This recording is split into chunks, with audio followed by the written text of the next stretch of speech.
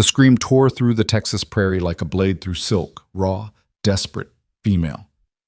Caleb Rourke's hand went to his rifle before his mind caught up.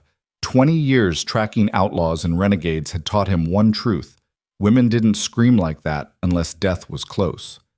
The sun hung low and merciless, turning the grassland into an ocean of gold and shadow. Somewhere in that vastness, someone was running for her life.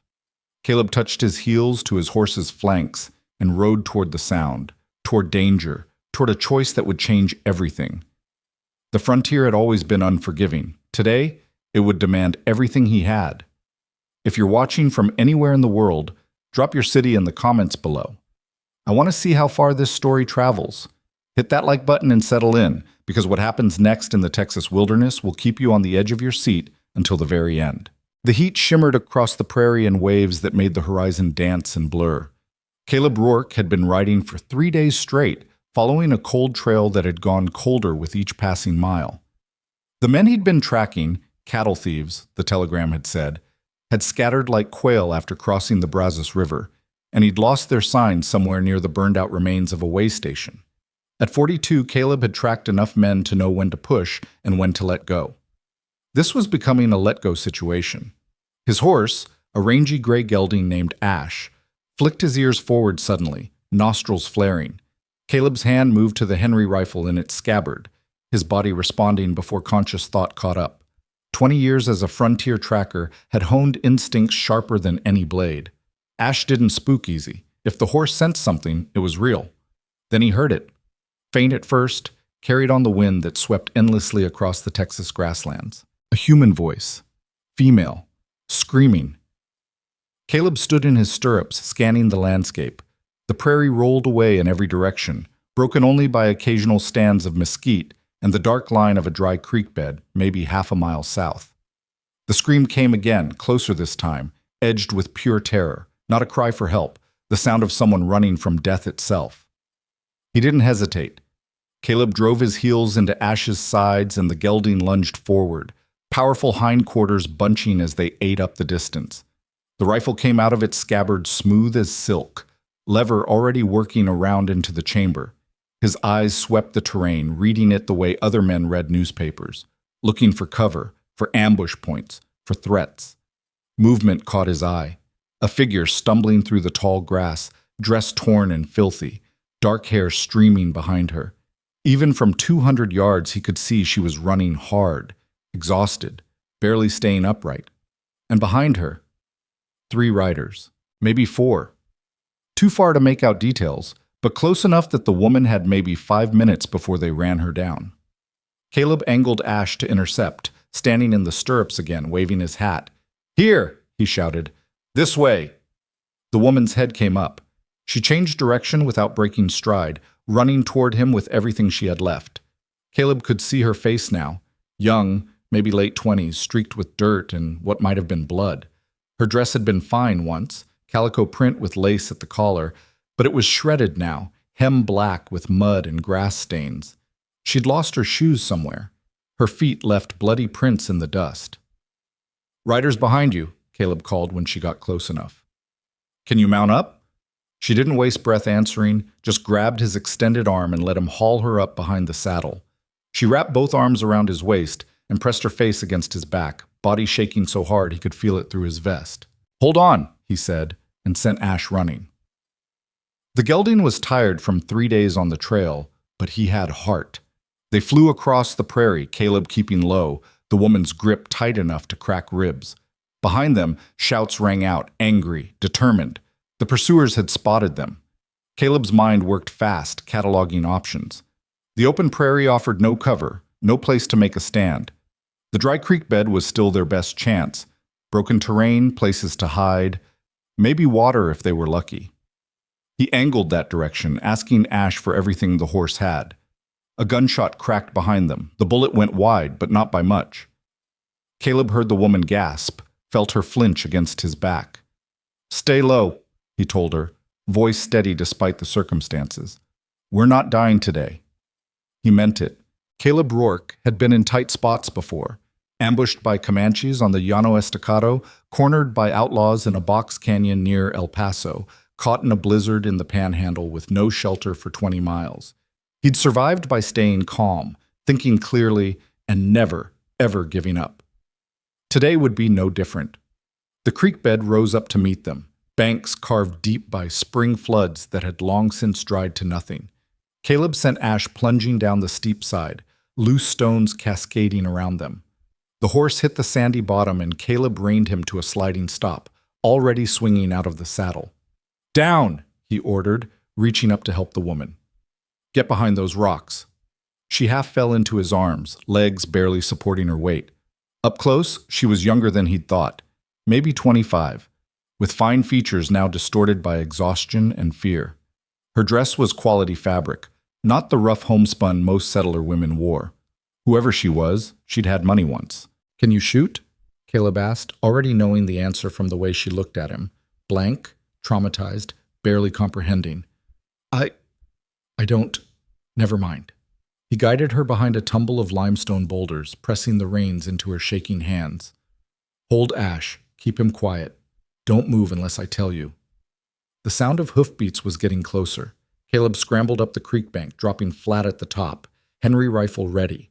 He counted 4 riders approaching at a gallop, spread out in a loose line. Not Indians, white men, dressed in trail clothes, well armed.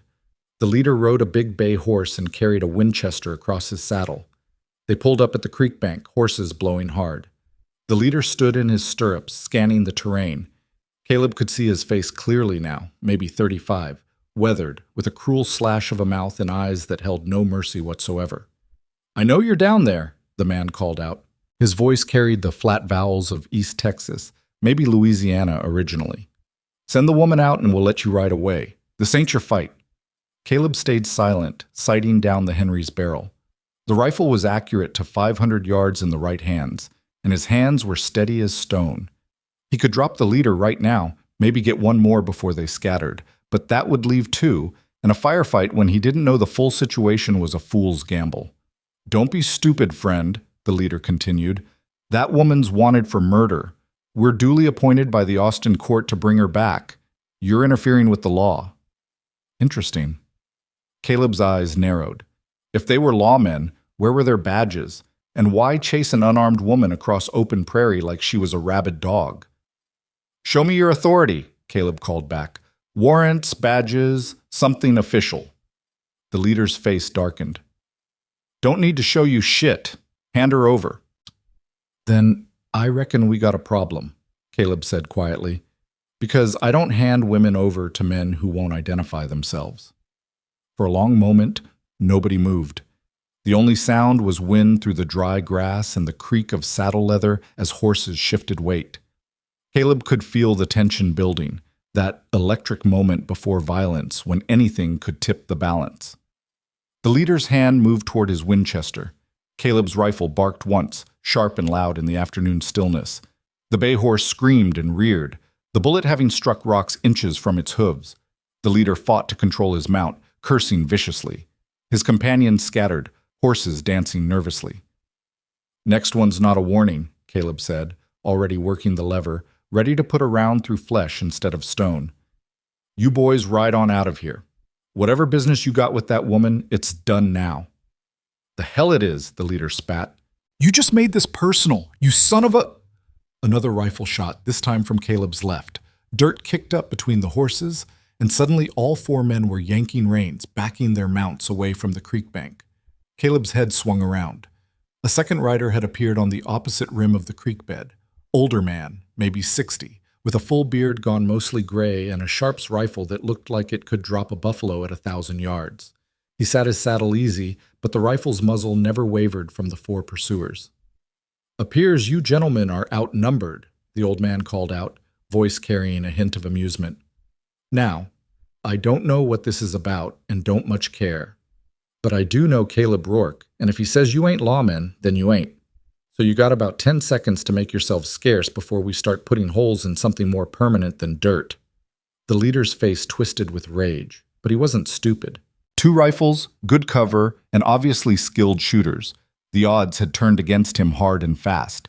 He wheeled his horse around, gesturing sharply to his men. "This ain't over," he snarled, looking directly at Caleb. That woman's got blood on her hands. We'll be back for her. You do that, the old man said cheerfully. Give us time to get better acquainted with our aim. The 4 riders thundered away, heading east across the prairie. Caleb stayed in position, rifle ready, until they were nothing but dust on the horizon. Only then did he let out the breath he'd been holding and slide back down the creek bank. The old man was already there, dismounting from a paint mare that had seen better days. Up close, he looked even older than Caleb had thought. Weathered face mapped with lines, hands gnarled but still steady. His eyes were sharp and bright, though, missing nothing. Isaiah Tucker, the old man said, extending a hand. Saw the commotion from my claim about 2 miles north. Figured you could use some help. Caleb Rourke. They shook. 2 men who understood each other immediately. Both survivors, both veterans of a hard land that suffered fools briefly, if at all. Appreciate the assist. They had me outgunned. 4-1 ain't sporting odds, Isaiah agreed. He looked past Caleb to where the woman still crouched behind the rocks, holding Ash's reins with white-knuckled hands. She all right? Don't know yet. Caleb walked over slowly, hands visible and empty. The woman watched him approach with huge eyes, dark as coffee, still glazed with shock. Ma'am, they're gone. You're safe now. Safe. She repeated the word like it was foreign, like she'd forgotten what it meant. Then, without warning, her legs gave out. Caleb caught her before she hit the ground, lowering her gently to sit against a boulder. Easy now, he murmured. Just breathe. You're all right. Isaiah appeared with a canteen, pressing it into her shaking hands. She drank like she'd been dying of thirst, water spilling down her chin. When she finally lowered the canteen, some clarity had returned to her eyes. They killed them, she whispered. All of them. My father, my stepmother, my little brother. Just shot them. While we were eating breakfast. Caleb and Isaiah exchanged a look. The old man's face had gone hard as granite. When? Caleb asked gently. This morning. Dawn, maybe. She stared at nothing, seeing something else, something terrible. We had a farm, southeast of here, near Cedar Creek. Father was having trouble with men wanting to buy our land he wouldn't sell.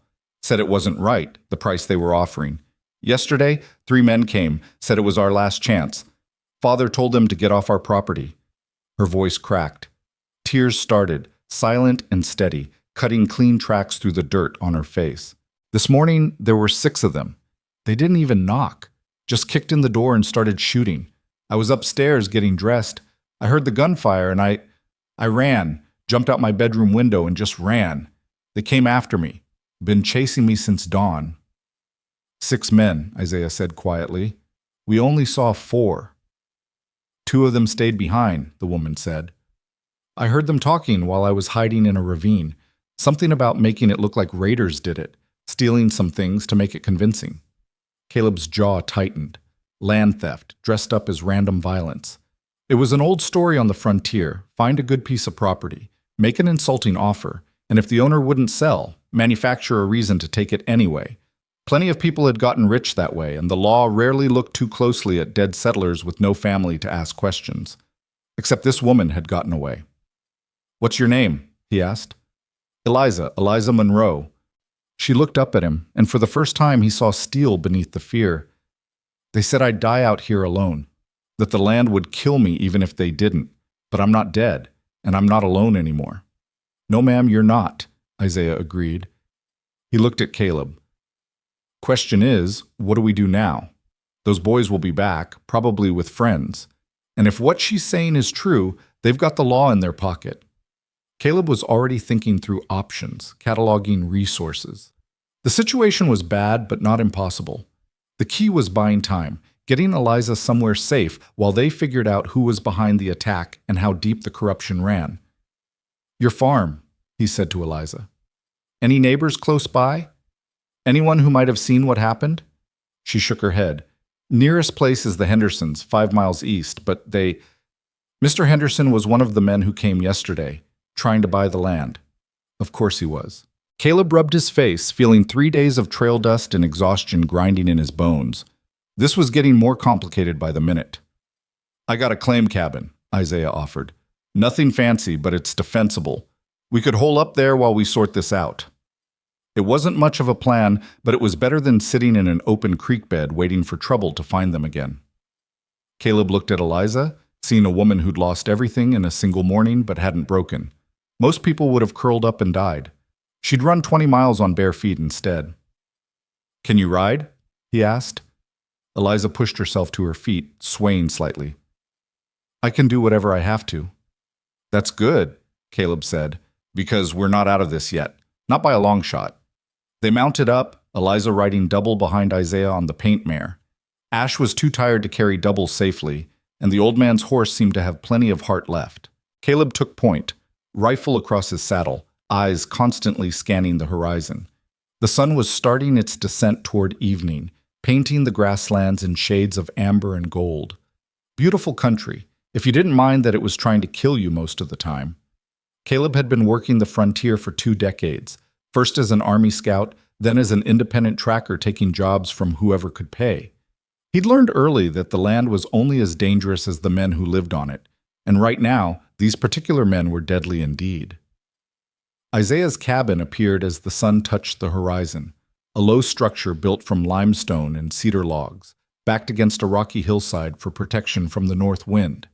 A lean-to stable stood off to one side, and a good spring bubbled up from the rocks nearby.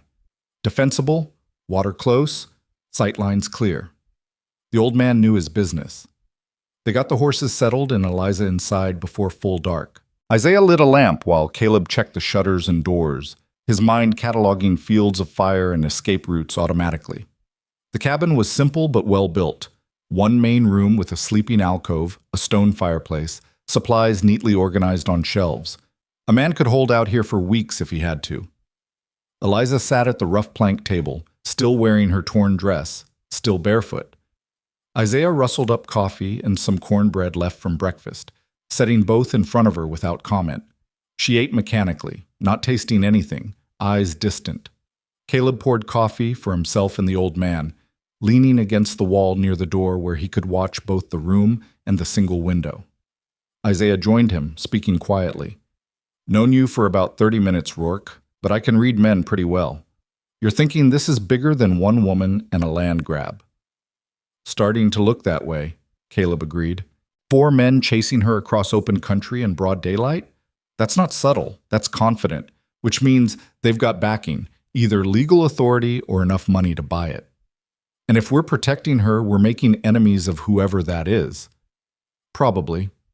Isaiah sipped his coffee, considering. I'm 63 years old. Got no family, no obligations. I've lived a good life, mostly honest. Wouldn't mind spending what's left of it doing something that matters. Caleb looked at the old man with new respect. Could get you killed. Son, I've been almost dead more times than you've had hot meals. One more round won't make much difference. Isaiah's eyes crinkled at the corners. Besides, that girl's got sand. Reminds me of my late wife. Same stubborn look around the jaw. Sarah would have liked her. At the table, Eliza had stopped eating. She was staring at her hands, turning them over slowly, studying the dirt and blood caked under her nails. When she spoke, her voice was distant, almost detached. I keep thinking I should have done something. When they broke down the door, I was upstairs. I heard the shooting. I should have. You'd be dead, Caleb said flatly. That's what you would have been. You did the only smart thing. You survived. My brother was 9 years old. Eliza's voice cracked. Tommy, he wanted to be a horse trainer. He could gentle the meanest Mustang, just talk to it soft until it trusted him. This morning he was practicing his letters at breakfast, tongue between his teeth, concentrating so hard. That's the last thing I saw before I heard them at the door. Silence filled the cabin. Isaiah looked away, jaw working. Caleb had seen plenty of death, plenty of senseless violence, but it never got easier, especially when children were involved. I'm sorry, he said, and meant it. The words felt inadequate, useless against the weight of what she'd lost. But they were all he had. Eliza finally looked up at him. Her eyes were dry now, tears spent. What remained was something harder, something cold and determined. Those men, the ones chasing me, the leader, the one on the bay horse. His name is Victor Kane. He works for a man named Thornton Hayes, owns half the land between here and Austin. Hayes wanted our farm because there's a natural spring on it, best water source for 20 miles. Father said no because the land had been in our family since before the Revolution. It was ours. It mattered. She stood up, bare feet silent on the packed earth floor, and walked to the window. Full dark now, stars beginning to pierce the sky. They took everything from me, she said quietly. My father, my family, my home, everything that mattered. And you know what the law will say? That it was raiders or renegades or bad luck. Nobody will investigate, nobody will care, because Thornton Hayes owns the law in 3 counties. Caleb and Isaiah exchanged a look.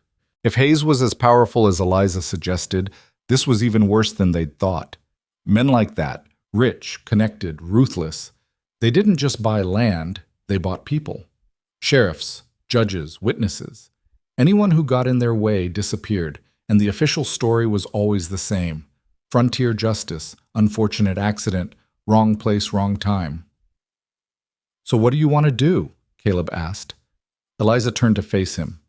In the lamplight, her face looked carved from marble, beautiful and hard and absolutely certain. I want them to pay, she said. All of them. Hayes, Kane, every man who pulled a trigger this morning. I want them to look at me and know that I didn't die out here, that I survived. And I want them to be afraid. That's a tall order, Isaiah said carefully. Going after a man like Hayes, you're talking about war. Then it's war. Eliza's voice didn't waver. I have nothing left to lose. They already took everything. What can they do to me that's worse than what I've already survived? Caleb studied her. This young woman who'd run 20 miles barefoot, who'd watched her family murdered, who stood in a stranger's cabin planning revenge against one of the most powerful men in Texas. She should have been broken. Instead, she was forging herself into something harder than the men who'd tried to destroy her. It was probably the stupidest thing he could do. Getting involved meant painting a target on his own back, meant giving up the careful neutrality that had kept him alive this long. He had no stake in this fight, no obligation to this woman beyond the basic human decency of helping someone in need. But he'd spent 20 years tracking bad men across hard country, and he was tired of watching them win. All right, he said finally, we help you. But we do this smart. No rushing in, no getting killed making dramatic gestures. We figure out who's involved, we gather evidence, and we make sure that when we move hard enough that Hayes and his people don't get back up. And if the law won't listen, Eliza asked, then we make them listen. Caleb's voice was granite. Or we find justice another way. Isaiah nodded slowly. I'm in. Been a while since I had a good fight. Eliza looked between them, something like hope flickering in her eyes for the first time since the morning. Thank you, both of you. I know you don't owe me anything. We all owe each other, Isaiah interrupted gently. That's what it means to be human. You don't walk past someone dying in the desert because it's not your problem. You help because that's what decent people do. And sometimes, Caleb added, helping means standing between evil and the people it wants to hurt. That's not heroic. It's just necessary. They spent the rest of the evening planning. Caleb would ride back to Cedar Creek at first light, see what evidence remained at the Monroe farm. Isaiah would head into Austin, start asking careful questions about Thornton Hayes and his operations. Eliza would stay at the cabin, rest and recover, let her feet heal enough to ride. As the night deepened, Isaiah made up a bedroll for Eliza in the sleeping alcove. She was asleep almost before her head touched the blanket, exhaustion finally overwhelming everything else. The two men sat by the dying fire, speaking in low voices. You believe her story? Isaiah asked. Every word. Caleb stared into the embers. I've seen Hayes's work before a couple years back. Different name then, but same pattern. Man owned a freight company, had a competitor he couldn't beat fair, so he just had the competitor killed and took over his contracts. Nothing was ever proven, but everyone knew. Why doesn't someone stop him? Because he's smart. He doesn't do his own dirty work, and he makes sure there's always another explanation. Dead settlers? Raiders did it. Burned ranch, careless with fire, witnesses who might talk. They leave town sudden, or have unfortunate accidents. Caleb's hands tightened on his coffee cup. Men like Hayes understand that the frontier is barely civilized. All they have to do is push things just a little further into chaos, and nobody can prove anything. So we prove it, Isaiah said. Find evidence so solid, even a bot judge can't ignore it. If it exists, Caleb's voice was grim. And if we live long enough to present it. The fire crackled, sparks rising into darkness. Outside, a coyote called, lonely and distant. Caleb thought about the morning ahead, riding back to a farm where a family had been murdered at breakfast. Thought about Eliza, sleeping restlessly in the alcove, probably dreaming of her little brother practicing his letters. 20 years on the frontier had taught him a lot of hard lessons. But the hardest one was this.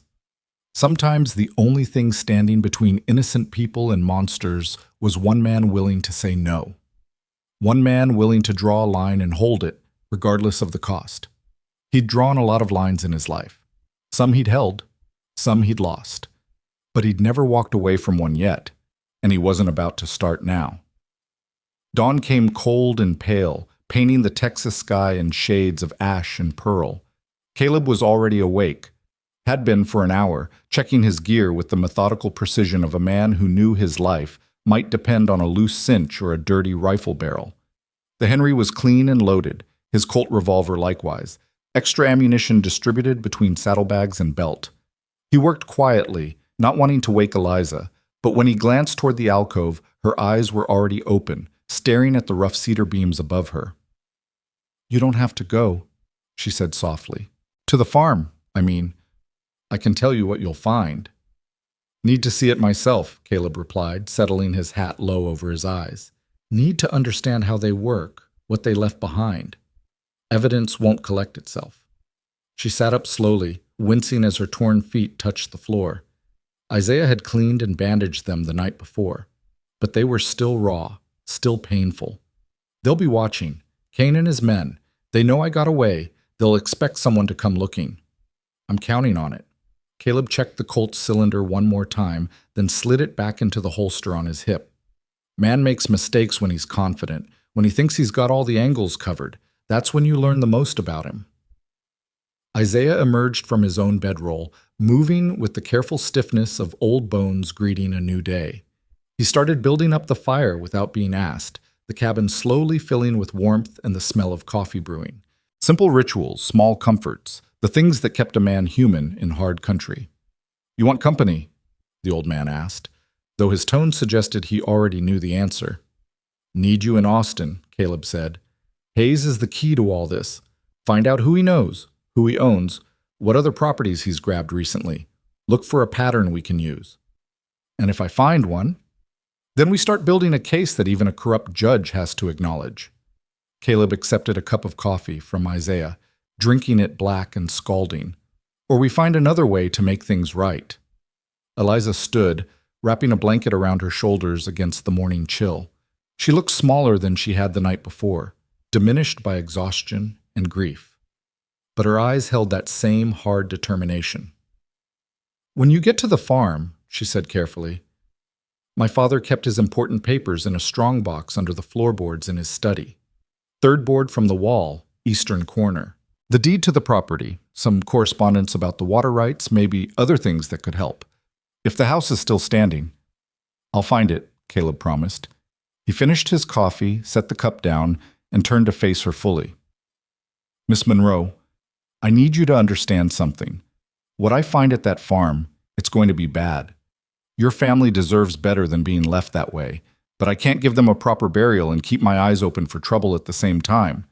That going to sit all right with you?" Her jaw tightened, but she nodded. "Do what you have to do. They're beyond caring now. The living matter more than the dead." It was a hard truth, spoken plainly, and Caleb respected her for it. He'd met plenty of people who couldn't see past their grief long enough to survive it. Eliza Monroe was cut from different cloth. He rode out as the sun cleared the horizon, ash moving at an easy lope that ate up the miles without burning the horse's strength. The prairie stretched around him like an ocean frozen in green and gold, broken only by the dark lines of creek beds and the occasional stand of mesquite casting long morning shadows. Beautiful country, if you ignored the fact that men had died for every acre of it, that blood had soaked into this soil for generations and would probably continue to do so for generations more. Cedar Creek appeared just past noon. Not much of a town, really, just a collection of buildings clustered around a crossroads where two wagon trails intersected. General store, blacksmith, saloon, a few houses scattered on the outskirts. The kind of place where everyone knew everyone else's business, where strangers were noticed immediately and discussed endlessly. Caleb pulled his hat lower and kept Ash to a walk, just another drifter passing through, nothing worth remembering. The Monroe farm lay 3 miles southeast, exactly where Eliza had said it would be. Caleb spotted the smoke first. Not the thick black column of a building on fire, but the thin gray haze of a fire that had burned itself out hours ago. His gut tightened. They'd torched it after all, covering their tracks the way they always did. He approached carefully, rifle across his saddle, every sense alert. The farmhouse came into view around a bend in the trail, or what was left of it. The main structure still stood, but the roof had collapsed and the walls were scorched black. The barn had burned completely, nothing left but a skeleton of charred timbers reaching toward the sky like accusing fingers. A chicken coop lay smashed, dead birds scattered in the yard. The well bucket had been cut loose, rope dangling uselessly over the stone rim. Destruction for its own sake. They'd killed the family, then killed everything the family had built, erasing the Monroe name from this piece of earth as thoroughly as possible. Caleb dismounted 100 yards out, tying Ash to a surviving fence post. He approached on foot, Henry rifle ready, eyes scanning for any sign of watchers. The morning wind carried the smell of burnt wood and something worse, meat gone bad in the sun. He'd smelled it before, too many times, and his stomach turned despite years of experience. The front door hung open, kicked off its hinges just as Eliza had described. Caleb paused at the threshold, letting his eyes adjust to the dimness inside. The main room had been the kitchen and dining area. He could see the remains of a table, chairs knocked over, dishes shattered on the floor. And blood. So much blood that it had soaked into the floorboards, turning them almost black. 3 bodies lay where they'd fallen. A man in his 50s, gray-haired and solidly built, sprawled near the stove with multiple gunshot wounds to the chest. A woman perhaps 10 years younger, dark-haired like Eliza, crumpled against the far wall with her arms wrapped around a small figure. The boy. Tommy. 9 years old, who'd wanted to be a horse trainer, who'd been practicing his letters when the killers came. Caleb stood there for a long moment, looking at what men could do to each other when greed and cruelty were given free rein. He'd seen worse, the aftermath of Comanche raids, outlaws who'd tortured their victims for sport, but this was different. This was calculated. A family murdered at breakfast because they'd had the audacity to say no to a rich man's offer. He forced himself to move, to look past the horror, and focus on details. The angle of the bullet wound suggested the shooters had fired from the doorway, not bothering to come inside, just pointing their guns and pulling triggers until everyone stopped moving. Brass shell casings littered the floor near the threshold, at least a dozen of them. Multiple shooters, multiple weapons, the kind of overwhelming force that left no chance for resistance or escape. Except Eliza had escaped. She'd heard the first shots and jumped out her window, running for her life while her family died below. The guilt of that would haunt her forever, Caleb knew. Survivor's guilt was its own special kind of torment. The constant question of why me? Why was I spared when they weren't? He moved through the house carefully, stepping over debris, examining each room. Most of the furniture had been deliberately smashed, drawers pulled out, and contents scattered. They'd been looking for something, or making it look like they'd been looking. Evidence of a robbery gone wrong, maybe. The official story taking shape even as the bodies cooled. The study was at the back of the house, less damaged than the rest. The desk had been ransacked, papers everywhere, but the walls were intact and the ceiling hadn't collapsed yet. Caleb knelt in the eastern corner, counting floorboards from the wall. 3rd one from the edge. He drew his knife and worked the blade into the crack, prying gently. The board came up with a creak of nails pulling free. Beneath it, nestled in the gap between floor joists, sat a metal strongbox about the size of a shoebox. Caleb lifted it out, testing the weight. Heavy, definitely something inside. The lock was intact. They'd never found it. He was carrying it back through the main room when movement outside caught his eye. A rider approaching from the direction of town, moving at an easy trot. Caleb set the strongbox down and moved to the window, rifle coming up automatically. The rider was alone, middle-aged, wearing a tin star on his vest that caught the sunlight. Sheriff, or at least someone claiming to be. He dismounted slowly, hands visible and empty, though Caleb noticed he wore a gun low on his hip in a manner that suggested he knew how to use it. "Anyone inside?" the sheriff called out. "Saw smoke yesterday. Came to investigate." Caleb stepped into the doorway, rifle pointed at the ground but ready to swing up in half a heartbeat. "Just me. Found the place like this."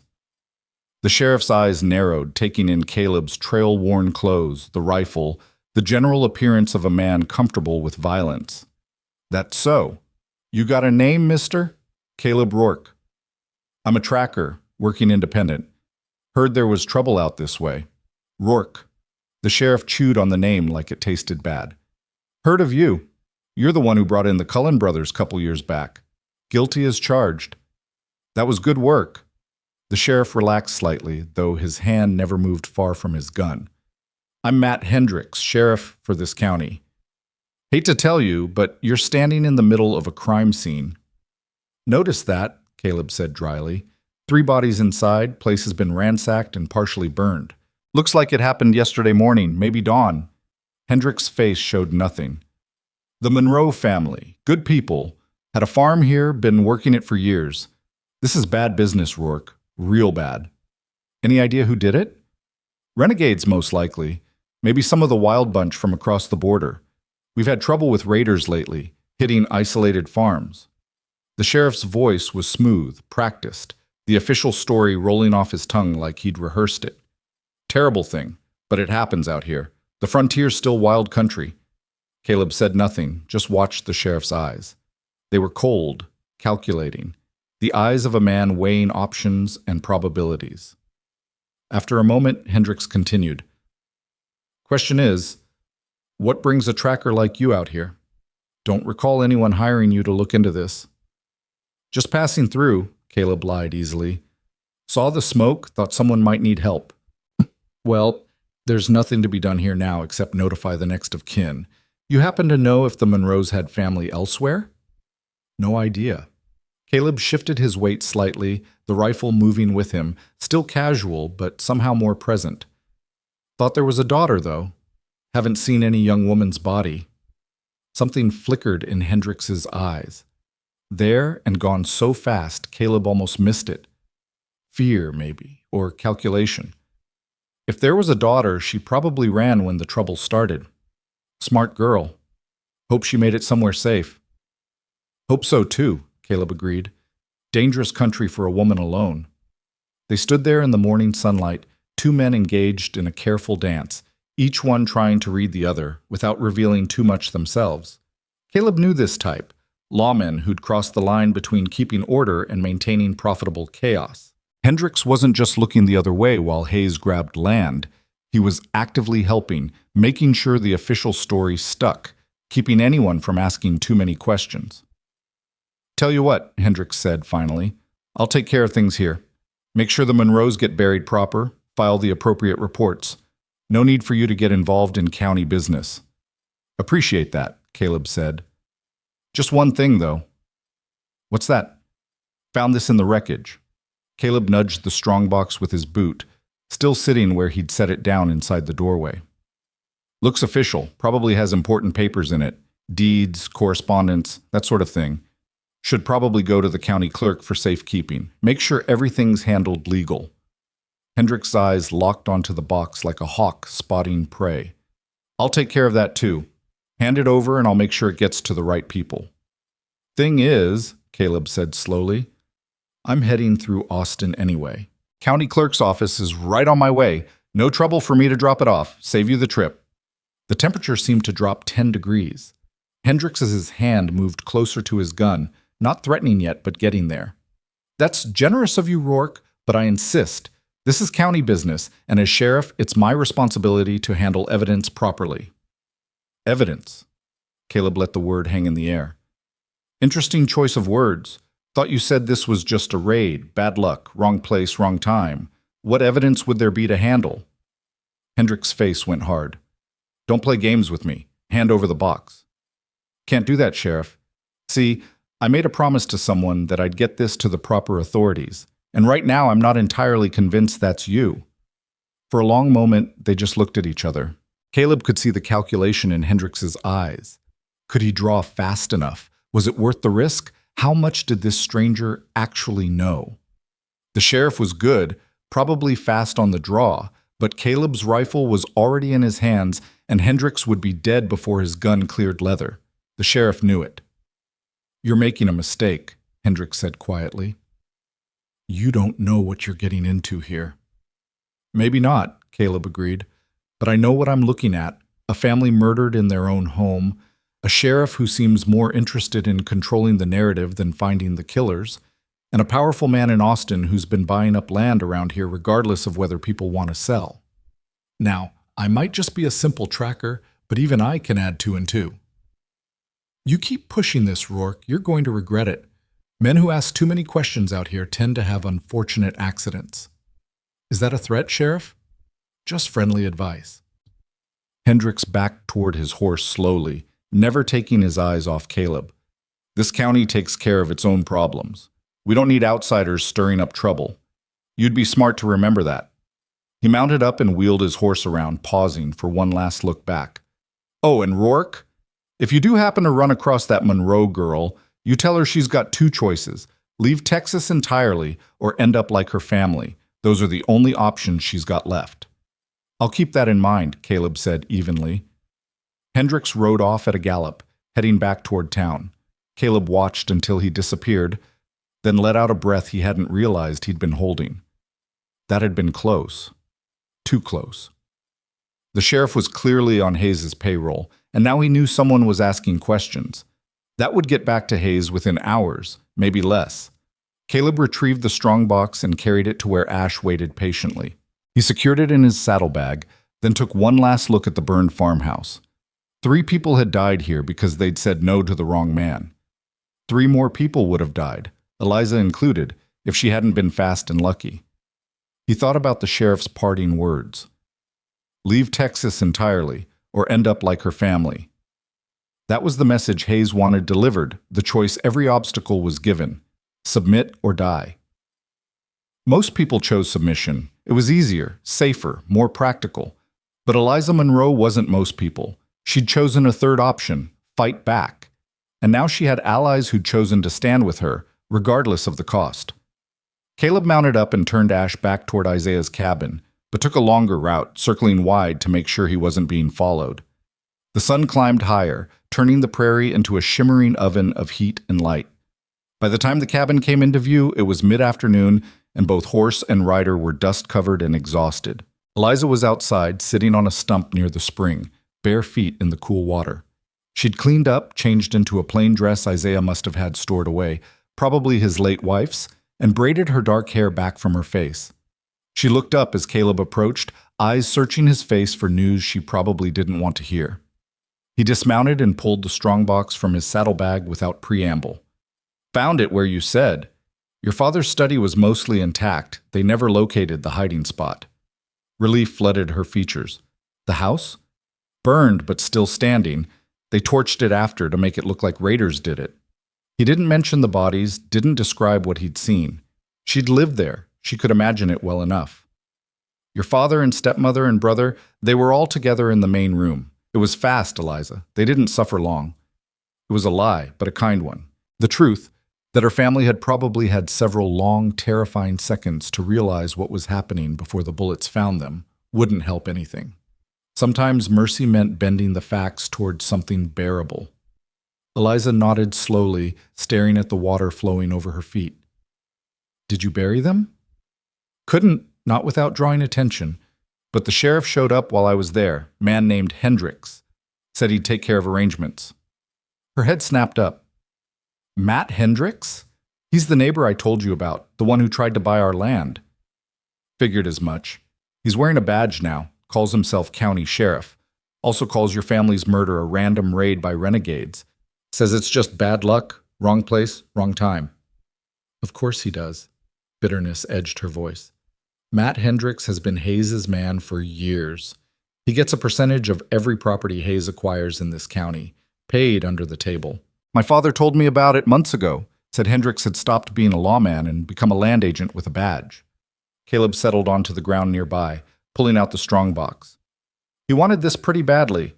When I said I was taking it to Austin, he damn near drew on me. What's in it? Eliza asked. Don't know. It's locked.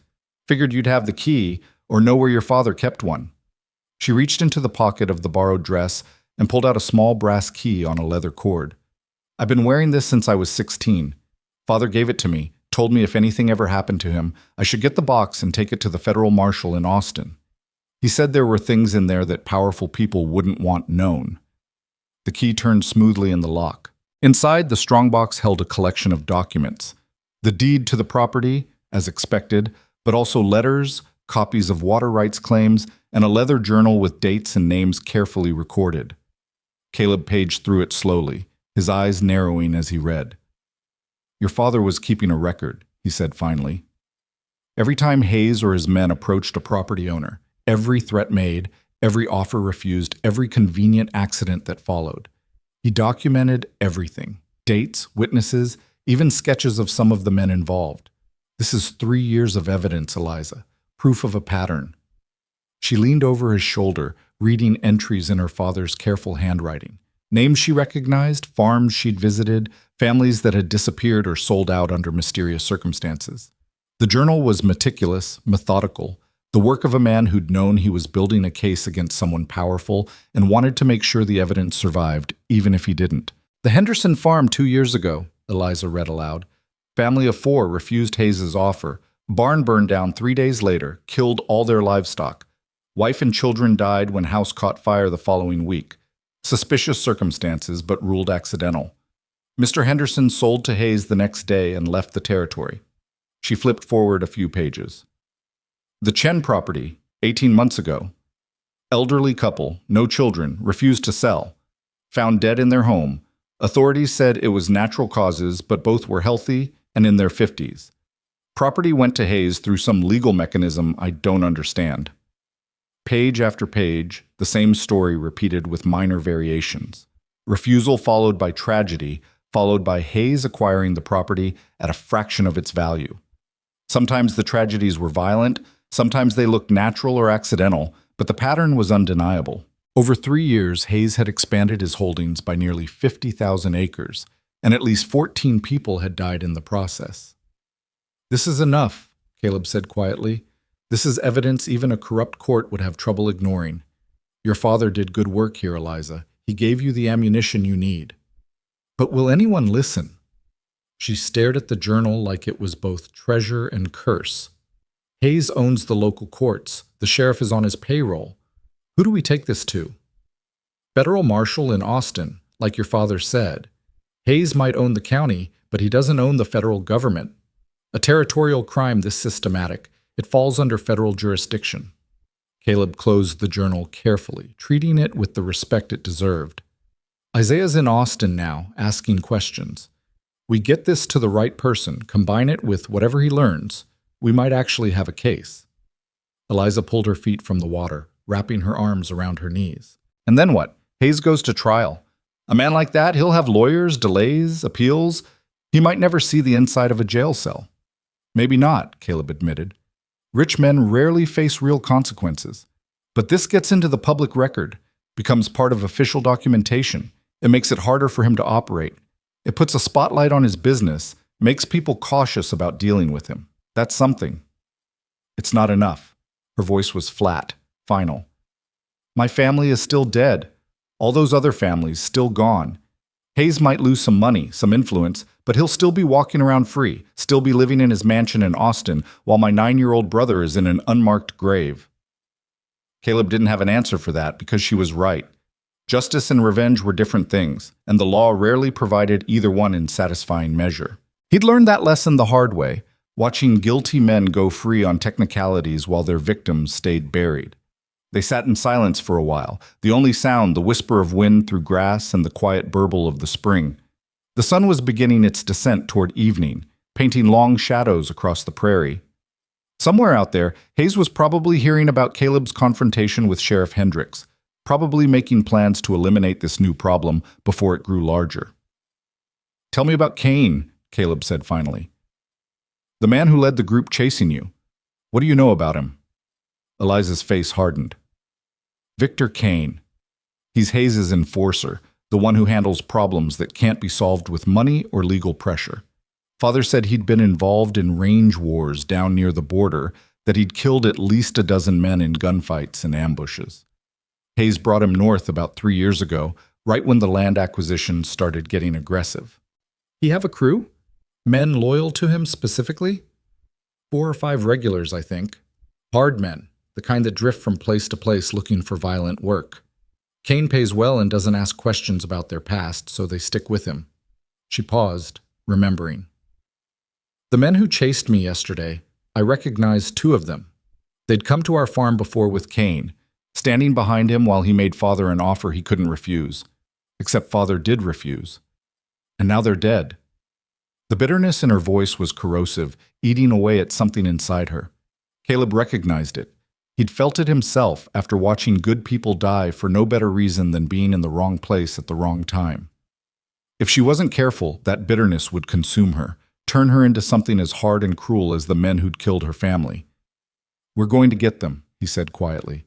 Kane, Hayes, every man who pulled a trigger yesterday morning. They're going to face what they've done. That's a promise. How? Eliza looked at him, eyes desperate for an answer that made sense. You said it yourself. Rich men rarely face consequences. What makes you think this will be different? Because you're still alive, Caleb said. Because your father documented everything. Because Isaiah and I are going to make sure the right people see that documentation. And because sometimes, just sometimes, the good guys win. It wasn't much of an answer, and they both knew it. But it was all he had. The sun touched the horizon, spilling blood-red light across the prairie. Tomorrow, Isaiah would return from Austin with information. Tomorrow, they'd figure out their next move, plan their approach, start putting pressure on Hayes' organization until something cracked. Tomorrow, the real fight would begin. But tonight, they were 3 people hiding in a limestone cabin on the edge of nowhere, holding a strongbox full of evidence and hoping it would be enough to bring down a monster who'd been operating with impunity for years. Caleb stood, offering Eliza his hand. Come on, let's get inside before dark. Long day tomorrow, and we all need rest. She took his hand and let him pull her up, wincing as weight settled on her damaged feet. They walked back to the cabin together, the strongbox tucked under Caleb's arm like it was the most valuable thing in Texas, which, right now, it probably was. Isaiah returned 2 days later, riding in just after dawn with his paint mare lathered and blowing hard. Caleb was already awake, sitting outside the cabin with coffee and his rifle, watching the eastern horizon the way he'd watched it every morning since the confrontation with Sheriff Hendricks. The old man's face told him everything before a single word was spoken. This was bad news riding in on a tired horse. We got problems, Isaiah said without preamble, swinging down from the saddle with a grunt. Big ones. Inside the cabin, Eliza was stirring, drawn by the sound of voices. She emerged still wearing the borrowed nightdress, hair loose around her shoulders, eyes alert despite the early hour. The past 2 days had been good to her. Rest and food had brought color back to her face, and her feet were healing well enough that she could walk without wincing. But the haunted look never quite left her eyes, the shadow of what she'd lost and what she'd witnessed. Tell us, Caleb said, pouring coffee for Isaiah. The old man drank half the cup in one long swallow, then set it down with hands that shook slightly from exhaustion or emotion or both. Thornton Hayes is bigger than we thought, not just land, not just cattle. He's got his fingers in freight companies, mining operations, half the businesses between here and San Antonio. Man's worth close to $1 million, maybe more. Got a house in Austin that looks like a damn palace. Servants, private security, the works. That's not news, Eliza said quietly. We knew he was powerful. It gets worse, Isaiah continued. He's connected. State legislature, territorial governor, federal land office. Hayes has friends or people he's bought in every level of government. The federal marshal I was planning to approach, man named Cooper, seemed like a straight arrow, good reputation. Turns out he's Hayes' brother-in-law, married to his sister 15 years ago. Caleb's jaw tightened. So the marshal's compromised. Don't know for certain, but I wouldn't bet my life on his integrity. More importantly, I wouldn't bet hers. Isaiah nodded toward Eliza. I started asking careful questions around Austin, trying to get a sense of who Hayes owned and who he didn't. Word travels fast in a town that size. By my second day there, 2 of Kane's men showed up at my hotel. Didn't threaten me directly, just made it clear that a man my age should be careful about the company he keeps and the questions he asks. They followed you back? Caleb asked sharply. Don't think so. I took a long route, doubled back twice, waited them out. If they'd been on my tail, I'd have spotted them. Isaiah rubbed his weathered face. But here's the thing that worries me most. While I was in Austin, I heard about another farm, the Pritchard place, about 15 miles west of here. Family of 5, been working that land for a decade. 3 days ago, they were found dead, whole family, including 3 children under 10. Officials are calling it a Comanche raid, but the timing's suspicious as hell. That property had good water access, and Hayes had made them an offer 6 months back. Eliza's face went pale. He's still doing it. Even knowing I got away, even knowing someone might be asking questions, he's still killing families and taking their land. Why wouldn't he? Caleb's voice was bitter. It's worked for 3 years without consequences. He's got the law in his pocket. He's got powerful friends. And until now, nobody's been able to prove anything. From his perspective, there's no reason to stop. There's 5 dead children giving him a reason, Eliza said, her voice shaking with barely controlled rage. 5 more children who won't grow up, won't have families, won't have futures. How many people have to die before someone stops him? The question hung in the air, unanswered because there was no good answer. Men like Hayes operated in the gap between law and justice, the space where power and money could buy immunity from consequences. They kept killing because killing worked, because dead people couldn't testify, couldn't protest, couldn't stand in the way of progress and profit. Caleb stood abruptly, pacing the small confines of the cabin like a caged animal. His mind was working through options, discarding most of them as impractical or suicidal. Going to the federal marshal was out, too risky if the man was compromised. Going to the territorial governor would take weeks and probably accomplish nothing except alerting Hayes to exactly what evidence they had. Going public with the journal might work, but newspapers could be bought or intimidated, and without official backing, the story would just be accusations from a dead man's daughter and a couple of drifters. We need leverage, he said finally. Something Hayes values enough that he'll deal rather than risk losing it. Right now, all we've got is evidence that might convince a court in 6 months, maybe a year, if we're lucky. That's not fast enough. People are dying now. What kind of leverage? Isaiah asked. Don't know yet. But men like Hayes, they're not just ruthless. They're careful. They build empires by protecting what they value: reputation, money, power. We figure out what he cares about most, we might be able to force his hand. Eliza had been quiet during this exchange, staring at nothing, her hands clenched into fists. When she finally spoke, her voice was cold and certain. He cares about control, about being untouchable, about people being too afraid to stand against him. So we make him touchable, Caleb said.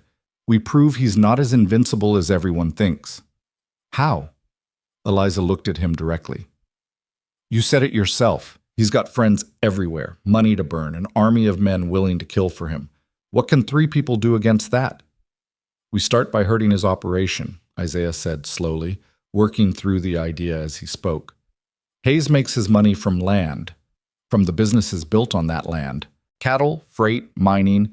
Those operations require infrastructure, buildings, equipment, supply lines, things that can be disrupted. Caleb saw where the old man was going. You're talking about sabotage. I'm talking about making it expensive for Hayes to do business. Right now, killing settlers and taking their land is profitable. We make it unprofitable. Suddenly, he's got to reconsider his methods. That's guerrilla warfare, Caleb said flatly. That's what we did to the Confederacy during the war. Hit supply lines, burn depots, make every mile of territory cost them blood and treasure. It's effective, but it's also dangerous. Hayes will retaliate hard. He's already retaliating hard, Eliza pointed out. He's killing entire families. How much worse can it get? She had a point. They were already in a war, whether they acknowledged it or not. The only question was whether they'd fight back or keep running until Hayes's men caught up with them. And Caleb was tired of running, tired of watching bad men win because good people were too scared or too civilized to fight dirty. All right, he said. We hit him where it hurts. But we do it smart, we do it carefully, and we don't get caught. Isaiah, you said Hayes has freight operations? Big one. Company called Lone Star Transport. Runs wagons from Austin to San Antonio and up to Dallas. Moves everything. Supplies, equipment, payroll for his mining operations. There's a staging depot about 10 miles from here, near the Brazos Crossing. Warehouses, corrals, usually a dozen wagons on site. That's a target, Caleb said. We hit it hard enough. It'll cost Hayes money and make him look vulnerable. Word gets around that his operations can be disrupted. Suddenly other people might find the courage to stand against him. There'll be guards, Isaiah warned. Probably 6 or 8 men, well armed. Then we hit it at night when they're least expecting it. We don't kill anyone unless we have to. I'm not interested in murder, just disruption. Burn the wagons, scatter the stock, destroy the supplies. Make it cost Hayes more to replace everything than he'd make from a dozen land grabs. Eliza was on her feet now, energized by the prospect of actually doing something instead of just hiding. I want to help. No, Caleb said immediately. Yes. Her voice left no room for argument. These men killed my family. They're killing other families. I won't sit here safe while you two risk your lives fighting my battle. It's not about safety, Caleb tried to explain. It's about keeping you alive to testify when this goes to trial. You're the witness, the survivor. That matters. Testifying matters if there's ever a trial, Eliza shot back. Right now that looks impossible. But making Hayes bleed, making him understand that there are consequences for what he's done, that's possible today, not 6 months from now when some judge he owns throws out your evidence. Caleb looked at Isaiah, who shrugged. She's got a point, and another gun never hurt anything, long as the person holding it knows which end point's where. I can shoot, Eliza said. Father taught me. I'm not great, but I can hit what I'm aiming at least at close range. It was a terrible idea. Taking a traumatized woman whose family had just been murdered into a potentially violent confrontation was exactly the kind of decision that got people killed. But Caleb also understood her need to act, to do something that felt like justice, even if it was really just revenge dressed up prettier. He'd felt that same need often enough himself. All right, he said finally, but you follow orders, you stay where I put you, and if shooting starts, you keep your head down. I don't want to explain to your father's memory why I let his daughter get killed. Something that might have been gratitude flickered across Eliza's face. Thank you. They spent the rest of the day planning. Isaiah rode back to the depot area, scouting the layout and guard positions while pretending to be a traveler inquiring about shipping rates. He returned with a rough map scratched in the dirt outside the cabin. 2 large warehouses, a corral holding maybe 20 horses and mules, a bunkhouse for the guards, and a small office building where paperwork and payroll were kept. Standard setup for a freight operation, which meant standard vulnerabilities. Guards change at midnight, Isaiah reported. I watched them through my spyglass from that ridge overlooking the depot. 6 men on duty, 2 more sleeping in the bunkhouse. They're not expecting trouble, so they're lazy about it, mostly sitting around a fire, playing cards, drinking. Complacent, Caleb said. That works for us. We go in around 2 in the morning when everyone's tired and the night watch is thinking more about their bunks than about perimeter security. What about the fire? Eliza asked. Won't it draw attention from town? Town's 5 miles away, and most people won't investigate a fire at night. Too dangerous, too dark to see who's causing trouble. By the time anyone official shows up, we'll be long gone. Caleb traced lines in the dirt with a stick, sketching out their approach. Isaiah, you're the best shot with that sharps of yours. You take position on the ridge, give us cover if things go wrong. Eliza and I will go in on foot, set the fires, scatter the animals. Quick in, quick out. Nobody dies unless they force the issue. And if Hayes has more guards than we expect, Isaiah asked, then we abort and come back another night with a better plan. This only works if we have surprise on our side. Lose that, and we're just 3 people attacking a fortified position, which is suicide no matter how you cut it. They rested through the afternoon and early evening, trying to sleep but mostly just lying awake, thinking about what they were about to do. Caleb had been in plenty of fights, plenty of dangerous situations, but attacking a target like this, deliberately, with planning and forethought, felt different than responding to immediate threats. This was choosing violence, embracing it as a tool, and that sat uneasy in his gut despite knowing it was necessary. Just before midnight, they mounted up. Eliza rode double with Caleb on Ash, her arms around his waist, the warmth of her against his back a constant reminder of why they were doing this. They moved slowly through the darkness, letting their eyes adjust, picking their way across terrain that looked alien and threatening under starlight. The depot appeared as a collection of darker shadows against dark land, a few lanterns burning near the bunkhouse and office. They left the horses a half-mile out, tethered in a dry creek bed where they'd be safe and ready for a fast exit. Isaiah peeled off toward the ridge, his Sharps rifle cradled in his arms like a sleeping child. Caleb and Eliza continued on foot, moving from cover to cover, using every depression in the land and every stand of brush to mask their approach. Up close, the depot looked exactly as Isaiah had described it. 2 warehouses built from rough lumber, doors secured with heavy padlocks. The corral held horses and mules, maybe 30 head, stirring restlessly at the scent of strangers on the wind. Near the bunkhouse, 6 men sat around a fire that had burned down to embers, passing a bottle and talking in low voices. A 7th man was supposed to be on watch, but Caleb spotted him leaning against a warehouse wall, clearly half asleep on his feet. "See that stack of hay bales?" Caleb whispered to Eliza, pointing to the space between the 2 warehouses. "That's your target. Take this oil lamp, get over there quiet as you can, splash the oil on the hay and light it. Fire will spread to both warehouses if the wind cooperates. Soon as it catches, you run back to the creek bed and wait with the horses." "What about you?" "I'm going to open the corral and make sure those animals run in the right direction, away from town toward open country. Then I'll scatter the guards' horses so they can't chase us." He pressed the lamp into her hands, along with matches wrapped in oilcloth to keep them dry. "You remember what I said about following orders?" "Stay where you put me. Keep my head down if shooting starts," Eliza recited. "Good girl. Now go." She moved like a ghost through the darkness, so quiet Caleb almost lost sight of her despite knowing exactly where she was going. He counted to 30 in his head, giving her time to get into position, then began working his way around toward the corral. The guard by the warehouse was snoring softly now, rifle propped against the wall beside him, completely useless. In better circumstances, Caleb might have felt contempt for such poor discipline. Tonight, he was just grateful for the incompetence. He'd just reached the corral fence when light bloomed behind him. Eliza had lit the hay. Flames raced up the dried bales with a hungry roar, catching on the warehouse walls faster than Caleb had expected. Within seconds, both buildings were starting to burn, old wood crackling and popping as fire found purchase. Shouts erupted from the bunkhouse. Men tumbled out in various states of undress, staring at the growing inferno with expressions of shock and confusion. The guard by the warehouse jerked awake, grabbed his rifle, and started running toward the fire without any clear idea of what he planned to do when he got there. Caleb pulled the corral gate open and fired his Colt twice into the air.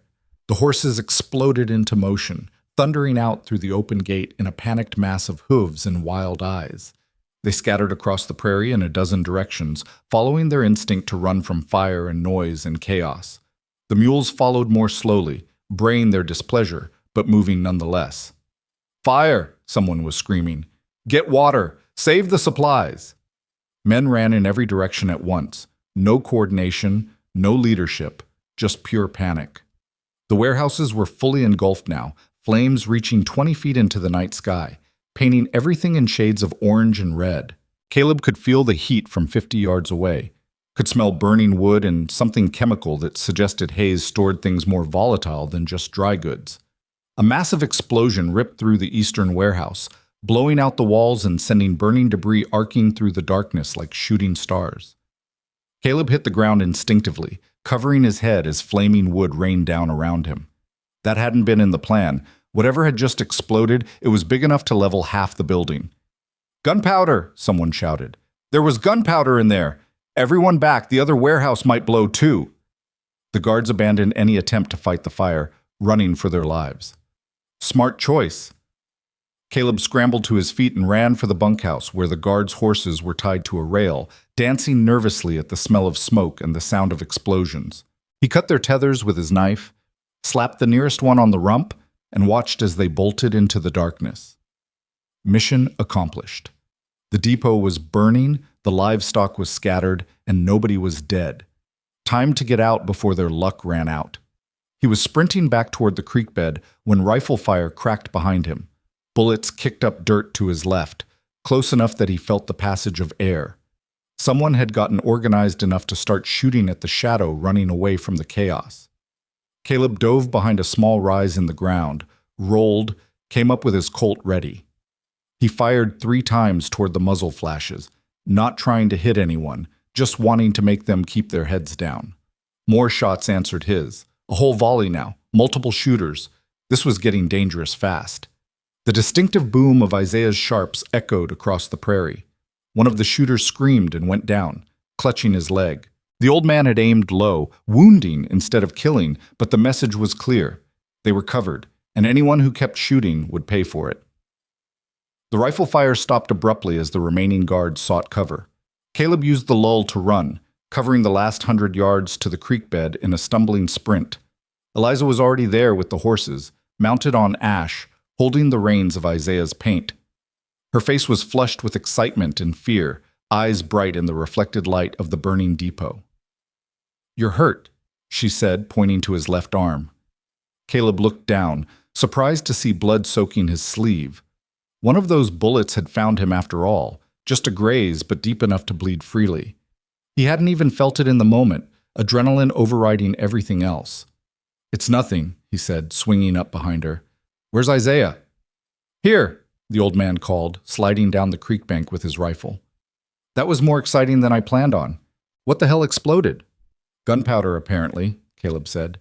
"Hayes was storing it in the warehouse. We just blew up his ammunition supply along with everything else." "That'll make him mad," Isaiah observed, mounting his paint. "Good," Eliza said fiercely. "Let him be mad. Let him know what it feels like to lose something precious." They rode hard into the darkness, putting distance between themselves and the burning depot. Behind them, flames still licked at the night sky, visible for miles, a beacon announcing that Thornton Hayes was not as invincible as everyone believed. Someone had struck back. Someone had made him bleed. It was a small victory in a larger war, but it was something. And sometimes, when you were fighting monsters, something was enough to keep you moving forward. They rode for 2 hours before stopping to rest the horses and check Caleb's wound. It was exactly what he'd thought. A deep graze along his left bicep, painful but not dangerous. Eliza tore strips from her skirt and bound it tight, her hands steady and sure despite the violence they'd just participated in. "Thank you," Caleb said when she finished. "For what?" "For not hesitating back there. For doing exactly what needed to be done." He flexed his arm experimentally, testing the bandage. "You did good tonight, Eliza." She looked at him in the starlight, this woman who'd lost everything and kept fighting anyway. "I keep thinking about the Pritchard children. 5 of them," Isaiah said. "The youngest was probably Tommy's age.